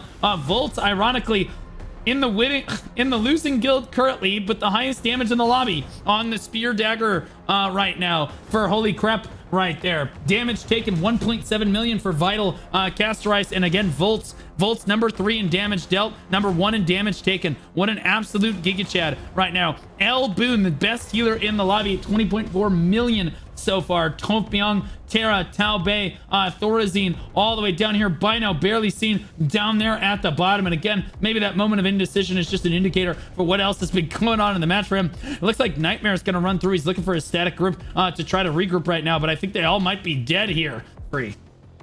Volts is doing the best that he can to pump out as much damage as you can possibly do. But as you saw, that those healing numbers between the heals, between the commanding victory, between all the choke points that Aquaria is ensuring not a single player gets through, I think Volts' damage is kind of falling on deaf ears here. Yeah, it's a little tough to be in a guild where you're dealing so much damage and it's just not enough. It's just never enough. Volt's in the middle of everything right there is going to go down. He did just go down in June right there in the kill feed, but it's very back and forth. Everybody clustered up here. You'd love to see a Cordy spin or two on behalf of Holy Crepe, but again, Holy Crepe should have, they've got ABG Slayer and Retsu should be their 2 Cordies, although I have not seen them in this fight. I'll see if I can't find them to try and lock onto them to see exactly what is going on with those statics, but it might be just that they're just getting collapsed down on just a little bit too quickly. 5 minutes remaining. Aquaria has not let go of the Riftstone a single second of the game. While Holy Crepe was able to touch the Riftstone for just a moment here, as you can see, Aquaria collapsed right down back on it. It has turned into a full-out brawl. Every single time Holy Crepe goes ahead and respawns, they send them right back to the Shadow Realm. This is a bloodbath. Yeah, Zraix on the outside of the fight, another beautiful Spellblade positioning, but now he's got himself against the wall right now as he's trying to back up a little bit. Nope, gets caught on the tree, and you are lights out. Goofball right there. Justin in the front of everybody. Amelia Earhart in the air, ironically enough, and that's not where you want to be, even if you are Amelia Earhart. In this fight right now, as again, look at them getting pushed all the way back. Holy Crepe, really struggling right now. I still cannot find ABG Slayer or Retsu on this one. Here we go. Holy Crepe pushing onto the point right now to try to see if they can make anything happen for their guild right now. Free. Oh my goodness gracious. And the point is flooded with people. You are going to see Aquaria come in from the southern side in numbers. Aquaria got a little bit confident again as Beam Lord Bugatti is going to touch the stone here as he did. 21 in for our beautiful people on Holy Crepe. Aquaria is throwing in the number like I don't even know what, pushing down all the progress that Holy Crepe has made. Take a look here. Beam Lord Bugatti touching the stone once more. An absolute Giga Chad name for a Giga Chad gamer. Blue? Yeah, absolutely. And Aquaria is collapsing down on the stone, showing dominance in the final 3.5 minutes here. They do get the cap off, but there's only 3 people able to plant their feet on the stone proper. And again, I have not seen the Cordy crossbows on the side of Holy Crepe a single time in this matchup yet. The Aquaria crossbows are twisted and Crash. I've seen them once or twice. There's Crash right in the middle of everything very quickly, able to find him as Static right next to him. We'll see if he can get a Cordy spin down here, but Holy Crepe definitely really struggling to even get a regroup down free. No. As we said, Aquaria has tightened their grip. They will not let Holy Crepe even breathe. I'm seeing it over and over again. You have to give it to them, though. They are trying new things. They're trying to find their way in. They are pulling out the vast majority of Aquaria's main ball, but the baits aren't working. We have seen Aquaria go to Timbuktu. I'm talking, they were in Narnia where I spawned in with the camera. And they were able to run back after the stone is touched and retake control. As of right now, Aquaria is showing that they are a guild to not be misunderstood. They are showing what they know about mmorpg here. Oh, there's Retsu right there. Can I get him? There's Retsu on the Cordy crossbow. We'll see if he can make anything happen. Nope, that's why I haven't been able to click on him the entire match. The POV is a tombstone right there, as he's getting focused down so quickly. I'm not even sure it's his fault necessarily, but the dude spawns up and just gets immediately blown away by a spell blade. They're just running them down right now, and now we've got Holy Crepe into the corner, and Aquaria are sharks in the water. They smell blood, and they are just running down the rest of Holy Crepe here, but certainly good resiliency to come out from Holy Crepe and show up in this tournament and make something happen right now. Seven trying to flank this as a Spellblade here is an interesting choice. Oh my gosh, the guillotine comes down on him. Look at that. Who's flanking who here at the end of the day? That is what happens when the Great Sword Dagger finds the Spellblade target right there. A beautifully showcased moment. If you are a Great Sword Dagger, that's exactly what you're trying to do. Find those priority targets and absolutely dominate them. Boom. You were absolutely right. And as you said before, those Cordy crossbows on the yellow team, Holy Crepe, were not able to capitalize on any one of the positionings or any one of the openings that their front line has been given for them. Dude, I'm looking at this and I'm seeing the resiliency and the tenacity that Holy Crepe is showing. They have fought, they have battled, they have bruisered their way in for 25 straight minutes, because that's when it started, right? As soon as that clock started ticking, the fighting has started. 30 seconds remaining. 2 stone touches, and Aquaria looks like they are going to take this home with 30 seconds left. It's impressive that Aquaria is actually even in the losers bracket down here. You look at the dominance that you see, and you can see the difference between the matches.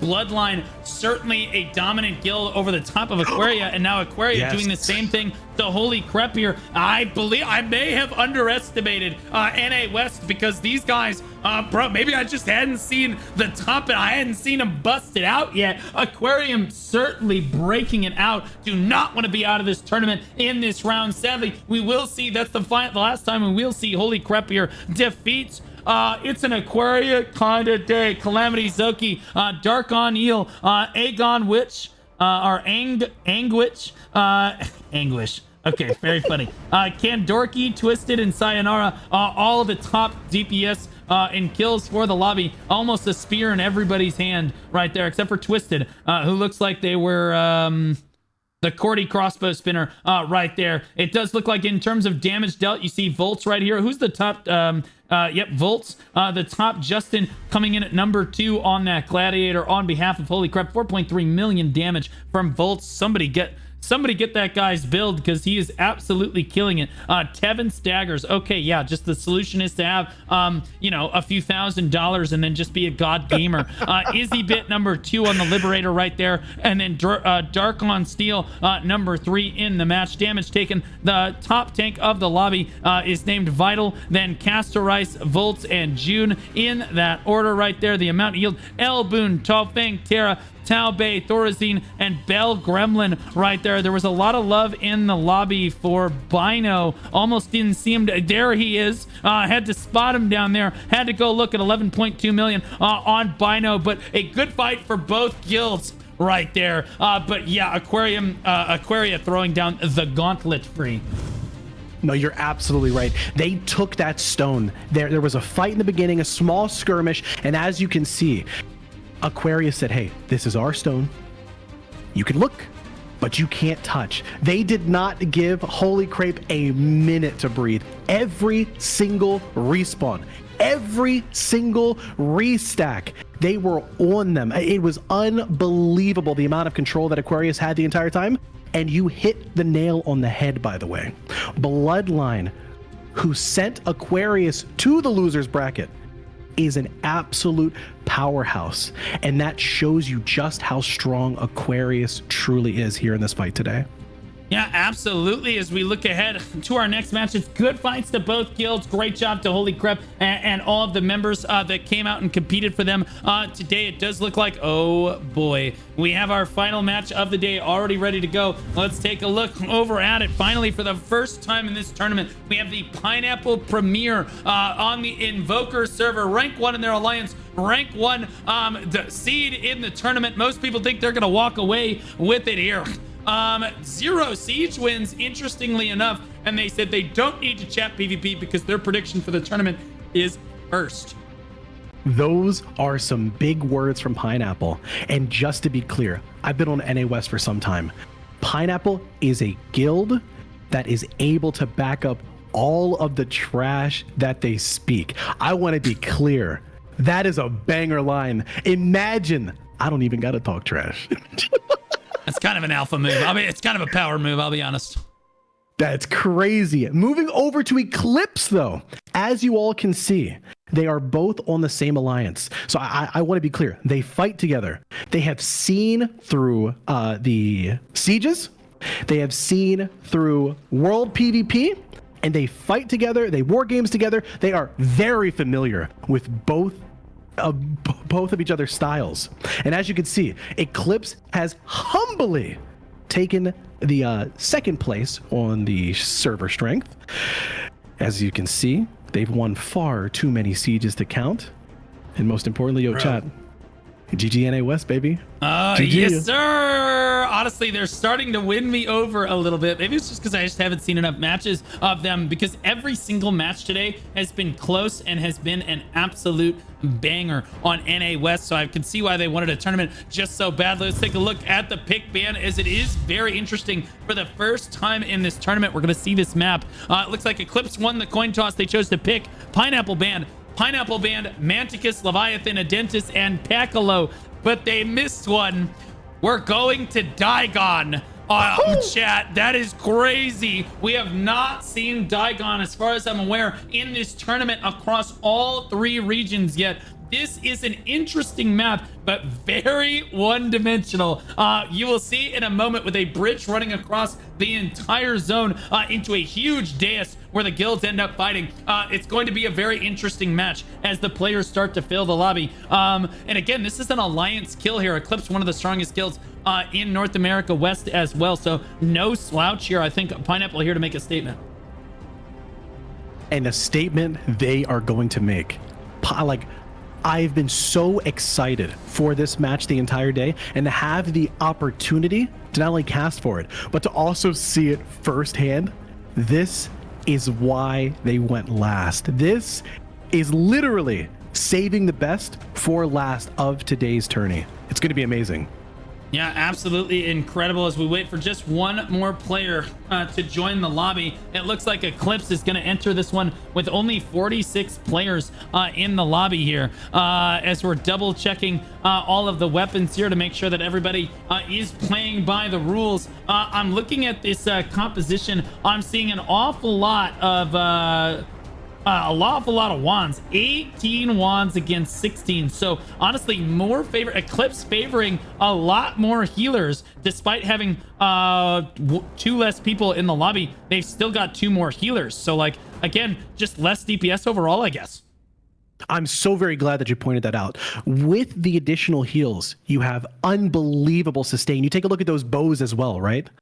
They are capitalizing on as much sustain as possible. Whereas we have Pineapple on the other side. The yellow team, they are going for a melee heavy build. Just take a look at all those melee weapons. I don't know if I can say the exact amount, but there is a stark difference in the approach here for both of these guilds. Oh yeah, actually the spears on this side. Right? Oh my gosh. Pineapple has 13 spears against the mere 6 in Eclipse. So honestly, a huge compositional difference right now. We'll see. Again, clearly one guild thinks they have the grasp on the metagame over their opponent here. I'm interested to see which one comes out on top. I think that range should... I don't know. This map... It's a lot of choke control. It's a lot of choke control on this map. But honestly, if they end up fighting on the dais, the spears will end up winning out. But if it's all choke control, I think that the ranged classes end up doing a lot stronger on this one. We're waiting just for one more player here. You look like 13. And again, here's another huge difference. You're seeing a lot more spell blades and staffs on the side of Eclipse here. 13 staffs to a measly 4 on this side of Pineapple here. Yeah, his PC crashed because apparently he's running on a toaster.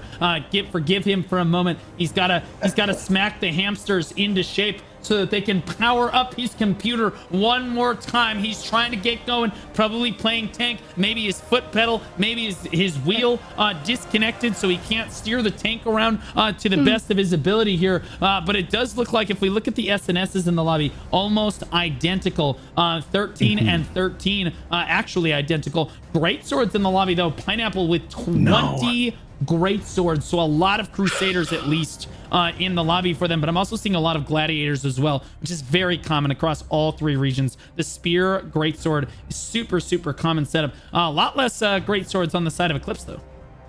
No, it's unbelievable. We're talking about half, and I like what you said earlier. I just want to reiterate. Eclipse is unbelievably ranged heavy, and if this map has as many choke points as is described, Eclipse is going to have to capitalize, or else they are going to crumble. Can they pull out and fight within those choke points? Will Pineapple even allow them? Yeah, we're waiting for the last person to get to reboot his entire PC. It looks like Eclipse, it might just fill the lobby here with one more person left to go. We see 2 crossbows on both teams representing the Cordies. Actually, no, there's only one Cordy crossbow on the side of Eclipse, and then stir-fried chicken and Ikuda for Pineapple. Basically very easy to point those names out. Stir-fried chicken, nice long name, easy to find. But on Eclipse's side, he's very simple. His name is Pooh, as in the dog Pooh. His name is Pooh, and that is the only Cordy spinner, so his work cut out for him on the side of Eclipse. If we don't see that name at the top of the list, I'm gonna riot. Yep, okay, it looks like the lobby's ready. No, they're just going to score out 47 v 47, all of Eclipse versus all of Pineapple. It is game on Pacalo here as all of the guilds spawn in. As we pan over again, we spawn really far away from the Riftstone proper, but that is okay. As you see the giant bridge on our way towards the Riftstone here. Nice, beautiful panoramic shot. Wow, the cameraman is really good in this tournament. Unbelievable right now, as it looks like Pineapple in the yellow getting in position first, and that is super important right now. It looks like Eclipse is behind them, and again, it's really tough for them. Eclipse coming up on the mountain. You can see they're taking the grapple across the mountain right now, and Pineapple positioning on this bridge. This is what I'm talking about. I think the range actually actually has advantage here. The spears are going to have to dive in to potentially a very Cordy rich environment. Pineapple goes for the engage. Eclipse is not quite ready, set, and ready to go. Most of their guild was still not quite on the high ground yet, and that's the problem. They took the wrong spawn there, Free. Eclipse chose the map, and I was expecting some big brain plays, something crazy. You know what I'm saying? Gosh. Pineapple took that bridge so early. They were prepared. They were in position, and Eclipse came knocking on that door, and Pineapple said, "We are open for business." Bro, they don't take damage. They're like Terminators. What a Tyrantech trying to do damage from this high ground right now on the Spellblade. Has to go invisible immediately, and you can see Fixa and his group are right there from Pineapple trying to hide in the trees as they kite back towards the spawn right now. It's Eclipse. It's just getting absolutely run down in this match. Look at that kill feed on the right side of your screen. I can't even click on people. They're running through them so quickly. It looks like Spear is pretty good weapon. Spear's a pretty good weapon, Free.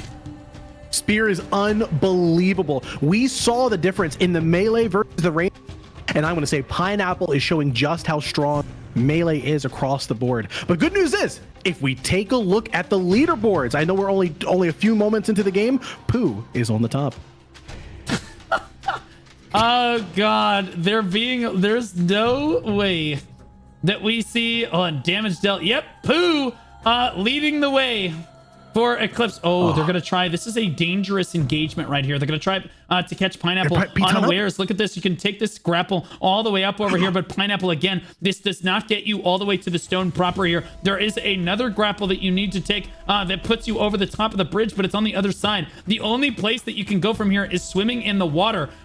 There's a grapple this way, and then there's a grapple under here. It looks like they're going to go for the grapple underneath the bridge. They're going to come around the other side and up the grapple on this side. Bold strategy. They go into the air. They're flying. They're getting pelted out of the air like pigeons right now, but they are repositioning on the bridge, and this is what I'm talking about. This choke point is so critical for Pineapple to be able to hold right now. And interestingly enough, you see Eclipse staying on the slow ground. You can send a static group around. There is a grapple around this backside that you can take around the backside of the fight over there that you can have them flank with, but it's difficult.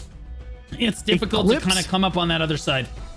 Eclipse is inside and under the actual point itself. They took a long swim, and right now they are completely stacked under the point. It looks like they are stacking up. They're going to go ahead and reorganize. They're going to buff up. We have a minute and a half until the point is open. Blue, how do you see this going? Yeah, you need to stay locked onto them right now, because I'm handling the outside perspective as Pineapple realizes, well, there's only one static out here. Why would you step back up and note me? What are you doing right now? Empress gets wiped out as well. All of the flankers on the side of Eclipse get wiped out, but that's the cue to go from the rest of Eclipse, and we should see them coming up the outside. There they are. Can they get in position fast enough? It's Pineapple here to meet them as they jump across this point right now, and this is where you want to fight. Actually, a pretty solid bait on behalf of Eclipse right there, but I'm not sure they're going to be able to make much happen as they're pinned against the wall. And oh my goodness, Pineapple is not letting up. I'm speechless, Blue. This is unbelievable. You have to give it to Eclipse. They were creative here. They did a full-on flank. They baited out some cooldowns from Pineapple on the feint, but it looks like they were not able to capitalize. We have 20 seconds until the actual point opens up, and Pineapple is looking healthy, immortal, strong, and as you can see, they are showing why they are one of the favorites here on N. Yeah, I'm going to be honest with you. Pineapple demonstrating that I'm pretty sure Blue Squadron may have been wrong. Maybe Pineapple can go toe-to-toe with the top-end guilds on NA East. Look at them running. Eclipse is like, please, no. Please, they're on the same team, running for their lives. Oh, did I just see a tornado come down from Tyra right there? Interesting play right there. Tyra going to go down as well as they get engulfed. Tornadoes can't stop this spear train as they just dive forward and engulf the remaining members of Eclipse right now. Eclipse forced to basically respawn and regroup on the other side of the bridge. They've got some Pineapple members in their backline that are hard griefing Blonde and Tengaray, get run down by the entirety of Eclipse, and now they're going to take a front to back fight, it looks like, on the bridge. It's time to play tug of war.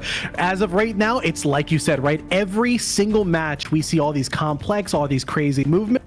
It is time to keep it simple. Let's go ahead. Let's see if we can pierce their defensives. We have 20 minutes to limit test. Let's see what happens when we just head on collide with the main ball of Pineapple. Eclipse coming to knock in on the door, and as you can see, the front line is jumping on in. Blue, take it away. Oh my gosh, stole your waifu, running straight through the middle of everything, just trusting that his healer will definitely heal him for sure. There we go. Look at the heal come through right there for that gladiator. Just such presence right there from Stole Your Waifu. Led the entire charge of the guild right there. Beautiful engage on his behalf right there to lead the charge for his guild. Caused so much disruption. Gets really low on health. Stayed in and just said, my healer will reach me. It will be okay. Techno pulls two people off the edge, says, get screwed, losers, as he throws them to the low ground. But now Tekko basically stuck in a position where the rest of his guild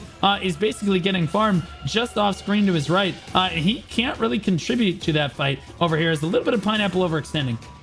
Yeah, I'm seeing Pineapple overextend quite a bit. We are actually seeing a kill feed come in from Eclipse. Look at Sis taking out the trash. Goodness gracious. And look at all of these respawns coming in from red. We are seeing Pineapple. I'm talking, they got super confident. They got super cocky. And Eclipse said, all right, it's time to pay up. It's time to get taxed. And we're going to see. Oh, and remember, since this map is so straight, since it's so flat, it's absolutely possible for them to stop the respawns from coming in and rejoining the major group from Pineapple, right? So you're going to see a huge Eclipse push to go ahead and control this bridge as much as possible, as you actually see some of Pineapple going the long way around their main ball.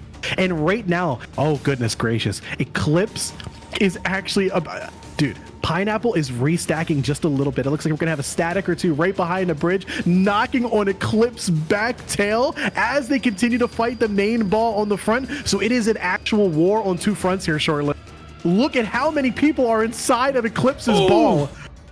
Stir-fried chicken with a monster Cordy spin on that engagement, and then he walks back out, pats himself on the back, walks back out. The funny thing is, they still haven't actually capped the stone. Pineapple playing with their food right now. Basically too focused on fighting Eclipse. They've got one person standing on the point. It's finally creeping over 82% right now. But this is how this Digon stone plays out normally. It's a big, long bridge like this. It's very difficult to get engaged down if you are not the guild that is on top right now. We'll watch Stir Fry, hopefully, for this next engagement here as he's waiting with his Cordy to make another big play happen. It is a Cordy target-rich environment on the bridge like this, and you can see the beautiful Talandre backdrop. Look at that scenery. Just looks so great right here as the guilds basically regroup and try to square off with each other once again. Pineapple taking the Riftstone. And here we go. Yet another engage, keeping it nice and simple. Nothing flashy, nothing fancy. Eclipse running straight on in. And remember, they are fighters. They took on Whalez in their last fight, and they were able to take the dub. Hold that thought. They won it. Stir-fried chicken goes to the middle. He's got the... Oh my God. The spin goes crazy on that one. That's not what you want to see. It looked like he... Oh, man. Eclipse thought that they wanted the sauce right there, and then just push straight in, and Pineapple mops up the table right now. I don't know, man. I don't know if I've seen... Eclipse is a really strong guild. To see them getting knocked down this efficiently by Pineapple is got to be discouraging for some of the other guilds that are going to have to fight them in the bracket. I can now see why they are the rank 1 seed in this tournament. We look over towards the respawns over here. We see Daggerus griefing the entirety of Pineapple right there. Kick that guy. He just ran in all on his own. Look, he's killing our perfect kill feed right now. What a goofball. Ad Hoc leading out in front right now on a Templar on the SNS1. Gonna run forward. Very pink and lime green shield right now. Maybe trying to attract some attention right there. Oh, he got it. If attention, he wanted attention, he's got. And here we go. Oh my goodness gracious. And Blue, I want to remind you, Pineapple and Eclipse, they are within the same alliance. They are close. They know each other's strengths and weaknesses. Eclipse is here to show that they are strong even without Pineapple. While Pineapple is in the dominant...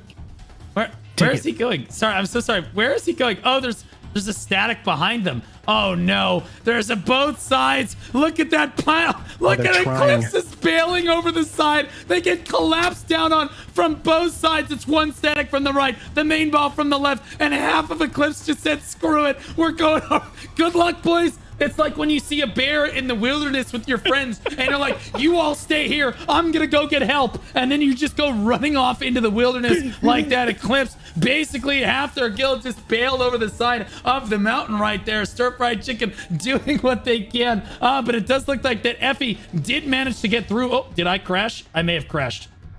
That is all good. You have my feed, don't forget. So check it out. Let me go ahead and take this over. So as Blue was saying, you had a bear coming in from both sides. We had Pineapple moving around and engaging from both the front and the rear. Eclipse thought that it was their fight to win. It was their momentum that they were taking.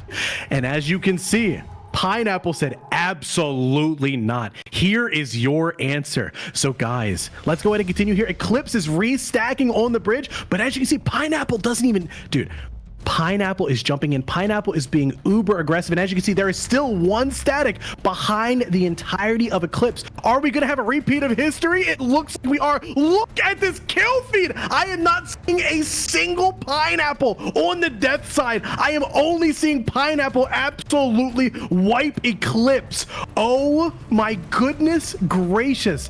This is absolutely insane. Pineapple is showing their strength. They are showing exactly what it is that they can do here in this turn. And I just want to be very clear. Eclipse is a super strong guild. Eclipse is one of the absolute best here on NA West. They took Whalez not too long ago, and that is how they ended up here against Pineapple. Guys, these are some of the best guilds that we do have. And this is the only fight that we're going to be doing here on the winners bracket. Goodness gracious, guys. Look at this. Cutie Dragons coming in. E-Bag, Ikuda. Oh my goodness gracious, guys. And again, please bear with us as Blue continues to go ahead and troubleshoot the technical side of things. I'm getting it. Yo, it's okay. Beautiful. We went for the 240. We went for the 240p stream. Look at that. Now we're in 720p. Holy crap. It's like we put our glasses on, chat. Oh my God. Now you can clearly see what's going on in the oh wow. That's so much better for the first time right there. Pineapple looking at the low ground right now. Faiska dives down there as Eclipse tries to regroup down here, and oh God, look away. They're not even landing. Look out. Oh my gosh, they're trying to take the grapple up and they're just getting absolutely turboed. Pineapple making a statement in this round. And this is the first time that the tournament has seen Pineapple, right? Yeah. This is the first time. Dude. They've been dodged to this point. Obsidian. Wow. Obsidian's leadership choosing to dodge the match last time. And again, this is a common theme on NA West where people tell me, they don't tell me that they're not coming to the match until, you know, the match is about to start, or just not at all in Obsidian's case. And that's awkward right there as they kill everybody right there. And again, now we're seeing why maybe they didn't want to show up for their match at all, but you got to give Eclipse credit where credit is due. Real PvPers, why is that guy spamming P? That's an interesting choice right there. Maybe he has to pee really bad. He's running around doing the potty dance with his character right there, interestingly enough. But you see, real PvPers never shy away from a fight, no matter how one-sided it might be. They are not cowards, okay? The sign of a coward, okay, is the back of his head while he runs from the battle, and that's what we saw from Obsidian earlier in this tournament here. And now we see, oh boy, front to back from Eclipse. They are doing their best. Why half the guild just said, yeah, never mind. They just went over the side and just let everyone else get engulfed by the whale. Ant over here on the side. Okay, nobody sees me. I'm gonna be gaming. Here we go, Spellblade. We're gonna throw this. Here we go. We're guardianed up. All right, yeah, we're popping guardians. Here's my focus fireball. Oh God, not me, not the belt. On this one, as he dies. Oh, maybe he thinks I got away. Oh, he'll never expect that I stayed in the exact same spot as I did before. Surely, I will make it to the stone. Ant running for his life right now, getting to the stone right now. Honestly, a beautifully played engagement on behalf of Ant to try to get damage down. Gucci right in front of him, really low on health. health, but he just didn't have the damage there to kill him. And now he's beautifully positioned on this side of the fight. But oh gosh, down he goes. The spears have found him. The little roach rat that he is, he was actually brilliantly played. You have to give it to Eclipse. They have knocked on the door headstrong each and every time, charging straight down mid, straight through the bridge, nothing fancy, and they have converted very few kills. This is their most successful play on the point. Look at this. DJ Snorlax touching the point. Oh my goodness gracious. And Stir Fried Chicken saying, get off of my boat. So take a look here. We actually are being able to touch the point. Not only that, we're actually continuing the brawl within the actual zone right now. Ow. Not for long though. Pineapple said goodbye. It's time to clean it on up as we try and get the regroup from Eclipse charging straight down the bridge. But as you can see, individual statics are stopping are stopping Eclipse from regrouping on the point that itself. And just look at the kill feed. The kill feed is self-explanatory.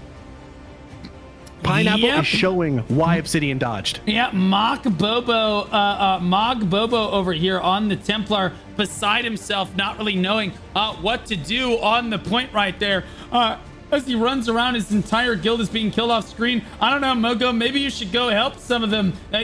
Just run in the direction of the screaming. That's fine, that's all right. I didn't want to spectate the match anyway. It's all good. That's all right. We'll just, we're gonna take your perspective again. It's time again. All right, say no more. 8 minutes. And as you guys can see, Pineapple has that iron grip on the point. Guys, good news is when it comes to crashes, Throne and Liberty has unbelievably fast load times. So we're going to get Blue back in here very shortly. Guys, please excuse the scuff low resolution, but enjoy the carnage that you are seeing right now. Pineapple taking it directly to Eclipse's respawn. Believe it or not, if you squint really hard, or maybe you're colorblind, the kill feed is very in favor of Eclipse right now. You know what I mean? You might not even know what's happening. PMA, just trying to keep it positive. You know, if you're squinting, it's like we don't even have our glasses on. The fight could be really close right now. It could be, but I'm here to tell you that it's not. So check it out. Check it out. I kid you not, each and every time that Eclipse respawns, as you guys can see, Pineapple literally does not care. They are pushing straight down mid, holding W, and Eclipse is not even getting time to breathe. Goodness me. Take a look here. So really quick, let's go ahead and take a peek at some of the game stats. Across the board, Pineapple taking all 12 damage dealt spots. I'm sorry, Free. So your solution in 240p, guys, let's all look at these tiny little numbers on the screen. You could keep the scream static. Yeah, let's take a look at these tiny little honestly, oh my god, look at that. Hey guys, do you want to see one? I feel like an optometrist. 1 or 2, 3 or 4. Okay, like literally, we're trying to get our glasses prescription right now. 1, stop it. Y'all better have your insurance ready. On that one. Gosh darn it. Okay, let's take a look at the leaderboards with 6 minutes left on the clock here. Defeats Tanagra up at 58 right there. Look at those spears all over the leaderboards. Chohaika, interestingly enough, at number 3 on the Greatsword Dagger, doing a great job on that class. Seeing the Gladiators coming in on the assist there. You look at the top damage dealt. Tengara right there again. Spear Dagger. Love to see that. Stole your waifu in at number 2. I already pointed him out. One of the best players on behalf of Pineapple. Ikuta on that Cordy crossbow, I believe.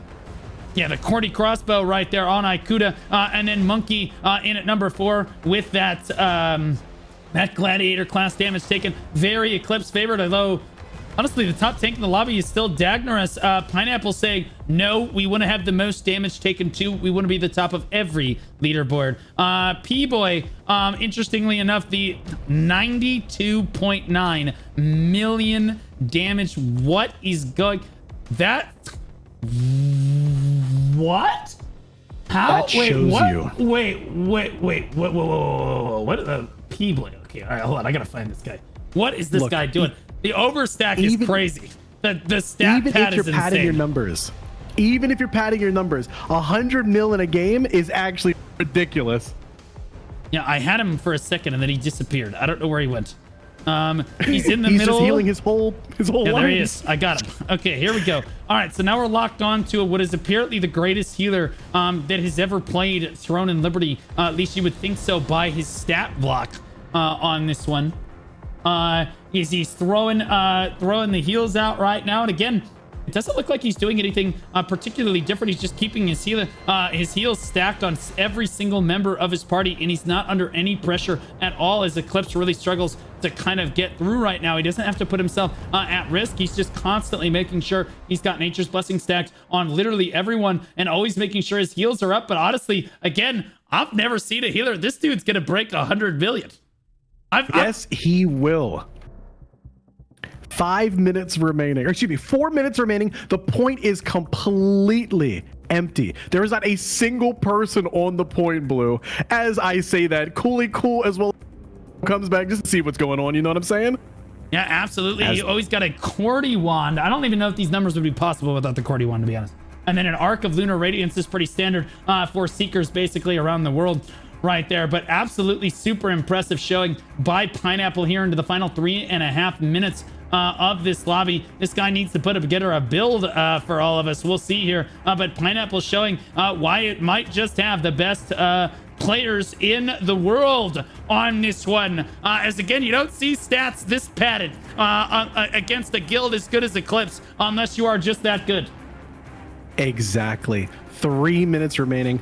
Pineapple still holding. Right now, these guys are just having fun. Eclipse is going to be trying something funky, but as you can see, Pineapple does not care. They are not playing right now. Who said anything about Pineapple said, we're going to have fun. Eclipse, you guys can sit back and watch. You can't even get on the bridge, dude. This is crazy.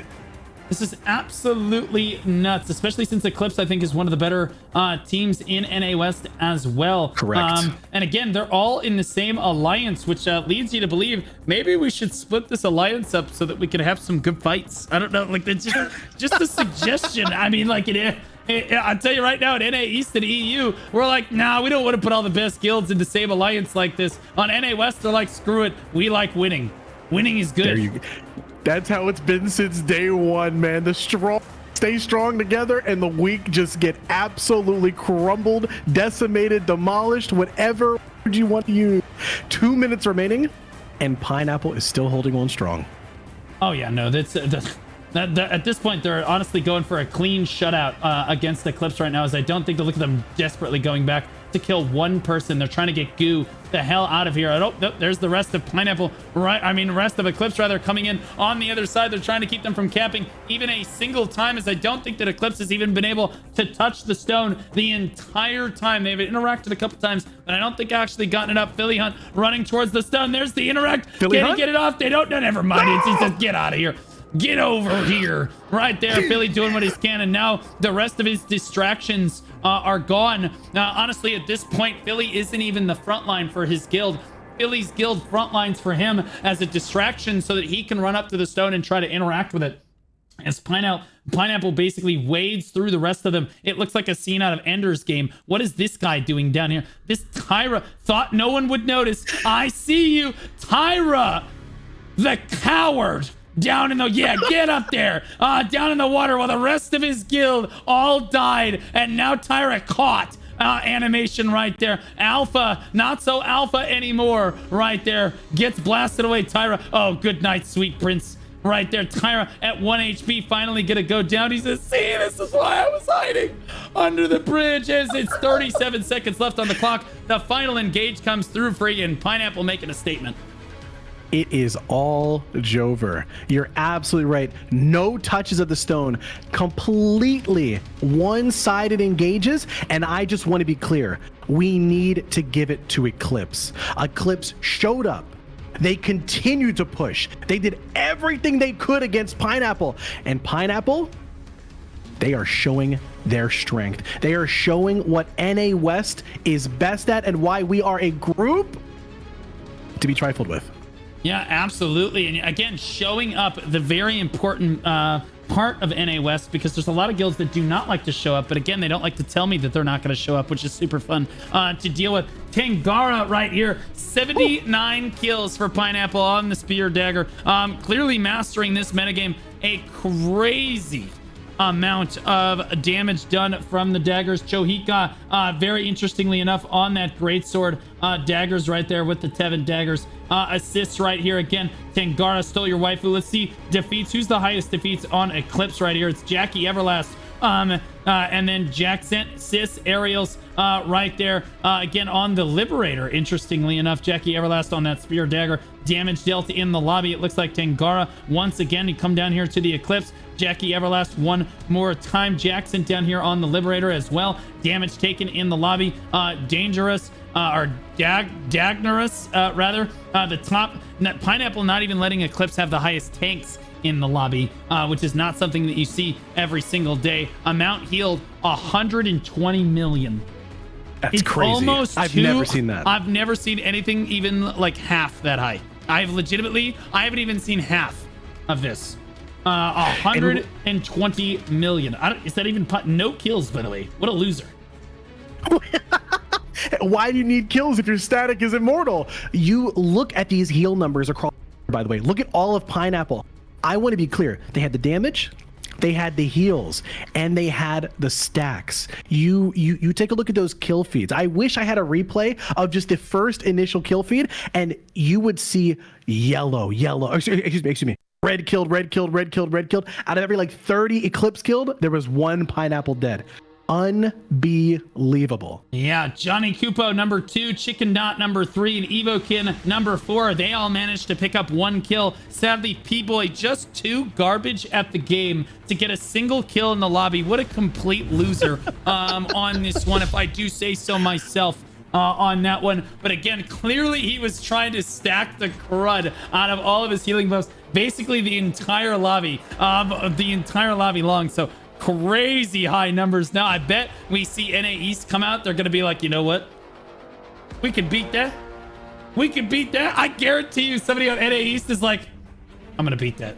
I've got that number right there. They're now putting together he's the top right healer now in the tournament so far. He's rank 1 healer in the tournament. It's not even remotely close. And NA West, best stats of the tournament so far. Just saying, it is what it is. Maybe I was wrong on this one. Either way, that was our final match of the day. I do think that we have one instant replay to go ahead and check out, assuming that it works. The game crashed on me 3 or 4 times right there. You can see Eclipse coming at the backside of this fight. They did use some bait. They baited all of Pineapple to go the other way, and then Eclipse jumps across here. It's actually a beautiful attempted engage to try to get onto the dais where the Wriststone actually is located, but sadly they're just a little bit too spread out, too much of a tail, and then Pineapple ends up pinning them against the wall, which honestly, for lack of a better term, was kind of the story of the entire match on that one, but a really good attempt out of Eclipse right there, one of their better engagements.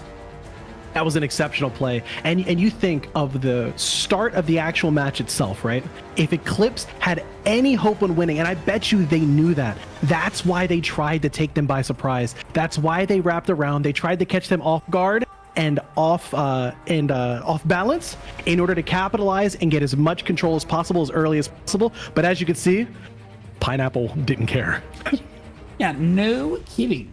Pineapple gonna show up to that international server event, and that might go crazy on that one. That might go kind of crazy. We might have a couple matches on our hands. Hopefully we do get to see the international event go on. I want to say thank you to all the guilds that did manage to show up for the tournament today and play. All of our matches were quite close, except that the some that were not. But most of the matches were very close right there. But it was good fights to everybody that showed up. We really appreciate it. Events like this just would not be possible without them.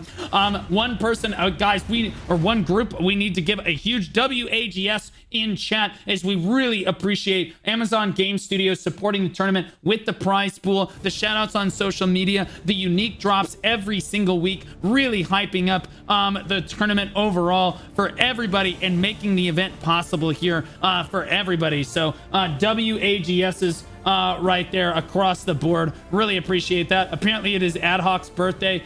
We got to see him basically get farmed on the bridge about 16 times. That was fantastic.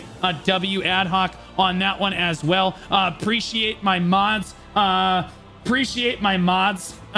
showing up today, helping organize the tournament. Lucy, Multirix, Chief Dragon, and note if we could get some highs, wave high in chat to the moderators. That would be great, guys, because we couldn't do it without them. Appreciate them as well. Again, keeping the chat nice, clean, and moving for all of us here. And then finally, one final shout out to my boy Free, who showed up like a radio announcer and carried like a champ. Oh man, this was an absolutely amazing opportunity. Not only that, dude, like you're putting on an awesome show. It's a wonderful way to both support our players with the 1.2 million Lucent, show off 1.3 a side of the game. Oh, I'm sorry. Well, 2.3. Wait, what? Actually, 1.3. 1.3. Oh, my bad. Not to actually you again. I just million. nerdage. Yeah, nerdage. My bad. Yo, numbers are not my best. But on top of that, a huge thank you from the whole of NA West. It's very rare that we get the opportunity to show off the guilds, the players, and all the hard work that we do on our side. I know from firsthand experience just how serious a lot of these players take this game, just how much work goes on behind the scenes, and to pull this all together and to be able to such a broad audience is a wonderful opportunity. So thank you, Blue, thank you, AGS, and thank you, chat, for chilling with us. Yeah, absolutely. Make sure you guys go give FR33, otherwise known as Free, as I found out before the broadcast. I was like, what do I call you, FR or 33? He said, you can just call me Free. And I was like, oh, bro, I'm such a boomer. I didn't even know. I appreciate chat giving the loves. I know everybody said Free, greater than sign Blue today. Completely agree. You did a great job on the casting desk. I appreciate you joining me here. And to all of us here, and then AGS at home, and everybody, guys, thanks so much. We'll see you back tomorrow. We're going to have EU starting at 12 p.m. Central Standard Time. That's 7 p.m. Central European Time. We're going to be starting those EU matches. And then right after the EU matches, interestingly enough, there is a Games Expo that Amazon Games is a part of, and Csoft is a part of, Perlibus is a part of, and really everybody is a part of it. So right after the tournament tomorrow, we'll basically just do a scene transition to my normal scenes. We'll do the tournament like normal, and then we'll be all watching that Games Expo together to see what we have teased. We might see some Throne and Liberty teases in there as well. So you never know, but a lot of games going to be teased tomorrow as well. So we'll be on the lookout for that. Guys, from us here on the caster desk, thanks so much for watching at home, and make sure you claim your drops on Twitch. Have a great rest of your night, guys. I'm going to throw you over to Little Fatty GG, who is live right now representing NA West, because those boys deserve some credit. Thanks so much, guys. Later. Did that guy just ask me what shampoo I use? He's trolling.